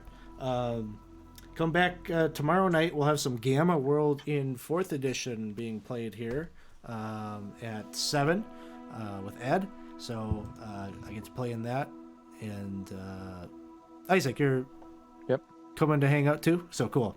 So we'll be doing that tomorrow night. Then we're off for a few days to enjoy the holidays. So, and Ed says got room for more players if anyone wants in. So come hang out in the. It's a good plug. Let's to do the Discord. Come hang out in the Discord, and if you want to come and play in a game tomorrow night, we got room. So, all right.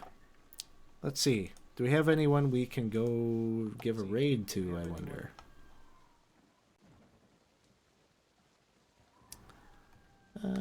Sure. Let's go drop a raid on Ascension Stories. Haven't seen them in a while. They're playing D&D, so we'll go say hi to them. All right. Thanks, everyone. Have a good night. We'll see you all soon.